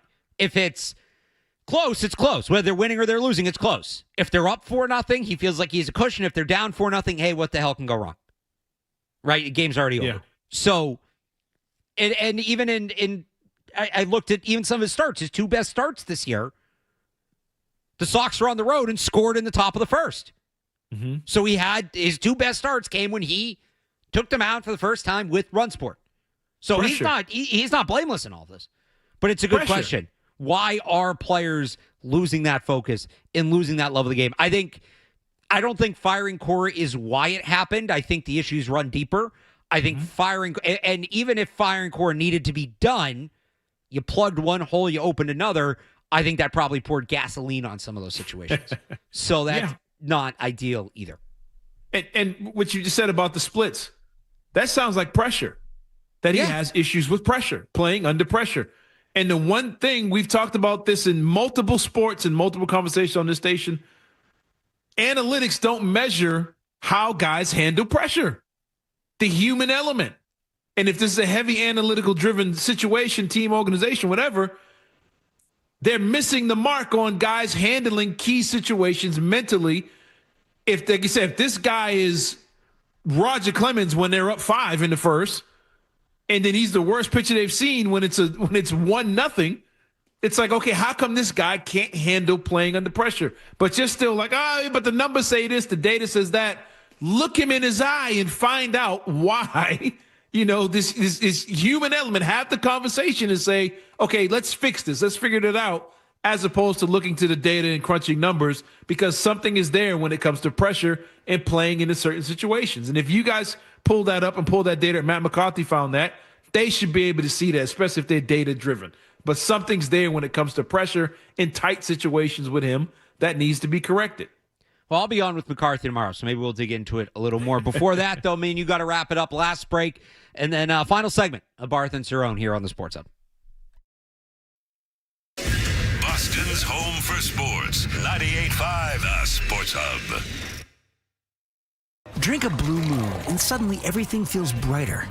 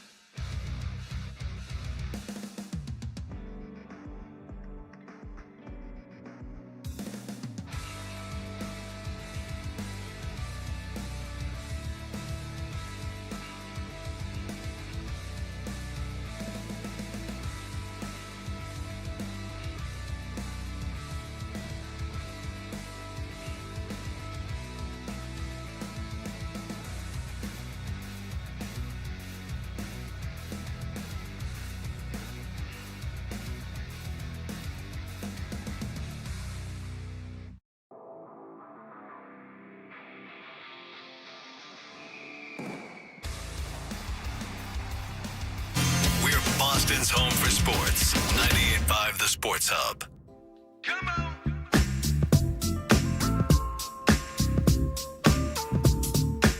Back here on 98.5 The Sports Hub. Final segment, Alex, Barth, and Cerrone battle. We do have a call here. Well, let's fit one more call here in here, Cerrone. Little NBA talk. Josh in California. Josh, what's up? What's up, fellas? Thanks for taking the call. Yeah. What do you got? Got a two-parter for you. Okay. Number one, is there anyone happier right now than Adam Silver? And number two, what the NBA needs to do is buy as many World Cup seats as they can. After, if and when the Knicks win, get them to as many games as they can, maximize the visibility of these guys. Thanks for the call, Josh. You just made this that much worse. You're right. Adam Silver's probably loving this. Oh, he is. Trying to kill the sport, getting exactly what he wants. Ugh. Oh, the NBA. Hey, the NBA, you know what? I got to give them credit real quick. I give the NBA and the NHL. I think they've had fantastic championship series. So far, the first two games have been outstanding for both leagues. And I think it's good for sports. We've had a good run, and I think this has been a great week or last couple of weeks, whatever, for both leagues. And I think it'll continue. And I mean, even going back to the World Series, I think it's been a great run for the four major sports, and I hope it continues. But the NHL, the Stanley Cup, and the NBA Finals have been fantastic, and I can't wait to see how these things play out. One more thing I wanted to get to. I mentioned it on the podcast. We hadn't gotten a chance to talk about it. Big time reveal from EA Sports the other day for Yes. Madden College Football 27. People are excited. Are you buying the hype? I am. I actually got a email. I got the beta, the open beta for the NCAA. Did you do the MVP, like the subscription, the MVP? No, I'm not Plus? going to do that. Oh, you I'm got it not. without the subscription. Yeah, I just got a random email from EA Sports. Oh. Hey, congratulations, you've been invited for. Check my email. It's only for 3 days. It's only for this weekend. Right, it's only for the weekend. And the players it's not the real players in their names, and it's got watermarks all over the screen, so you can't share it all over the place, whatever. But I gave it to my boys here. My sons have been playing it, and they've been enjoying it. But college football, we watched the whole special, the whole reveal. And the college football stuff is interesting with the way you got to kind of play the NIL game and all that type of stuff. And, you know, if you take a job at like Ohio State, yeah, you get more NIL money or whatever they call the XP points, whatever it is. But if you lose like a regular season game and don't win, like if you got Ohio State and you not only lose to Michigan, but you lose by more than 10, you're like immediately on a hot seat, like no matter what else you do. It's like little tweaks of gameplay. It's very cool. Which is how it works in real life. Yeah. They did kind of make a counting simulator with some of the NIL stuff, but yeah, it's going to be cool. And then in Madden, like their whole thing is like we want like the players to behave like people, so you can they put holdouts back in the game, and players want new contracts, players wanting more playing time. So they finally did something for the people who play franchise, who play Dynasty. The game also looks good too, which is nice. It does. And you gotta keep up your facilities in both games. Yeah. You're trained. It's almost like the NFL with the grading thing. You know, how good is your facilities, your travel, all that stuff. They should put the report card in the game. Yeah. But it's something similar to that.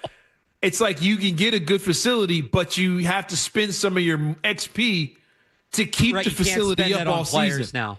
Yeah, it's very interesting, and I'm like, okay, it's not just about online gaming; it's about people who actually like to sit and simulate real seasons of college football pro, and I'm really excited for it. But NCAA comes out in less than a month. You said that like you and Leroy do an online Dynasty, right? Yeah, we've been going at it now we've nonstop since the game came out. Well, so it's going to be interesting now that you can essentially pay recruits, right? Yeah. What if you two are both recruiting the same player? Are you just going to progressively throw more and more NIL money at them? Like you can end up doing that not just against the computer, against one of your buddies. Yeah, and I think that's fantastic. That's fun. And the commitment, they can verbal commit now, and then like say Leroy can make them flip their decision. Yeah.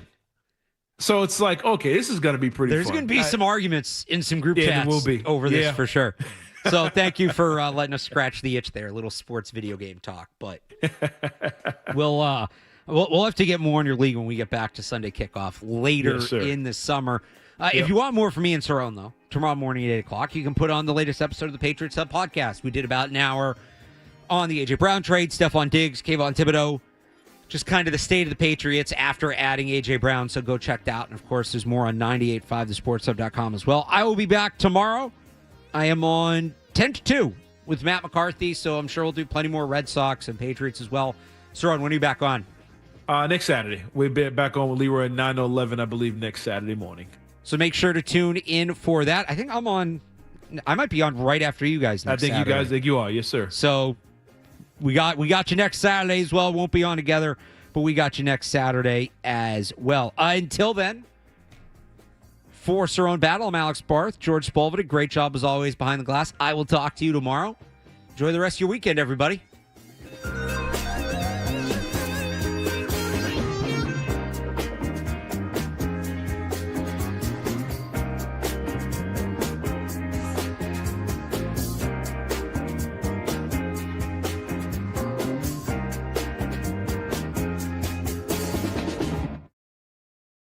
From the Town Fair Tire Studio, the game is on the Sports Hub.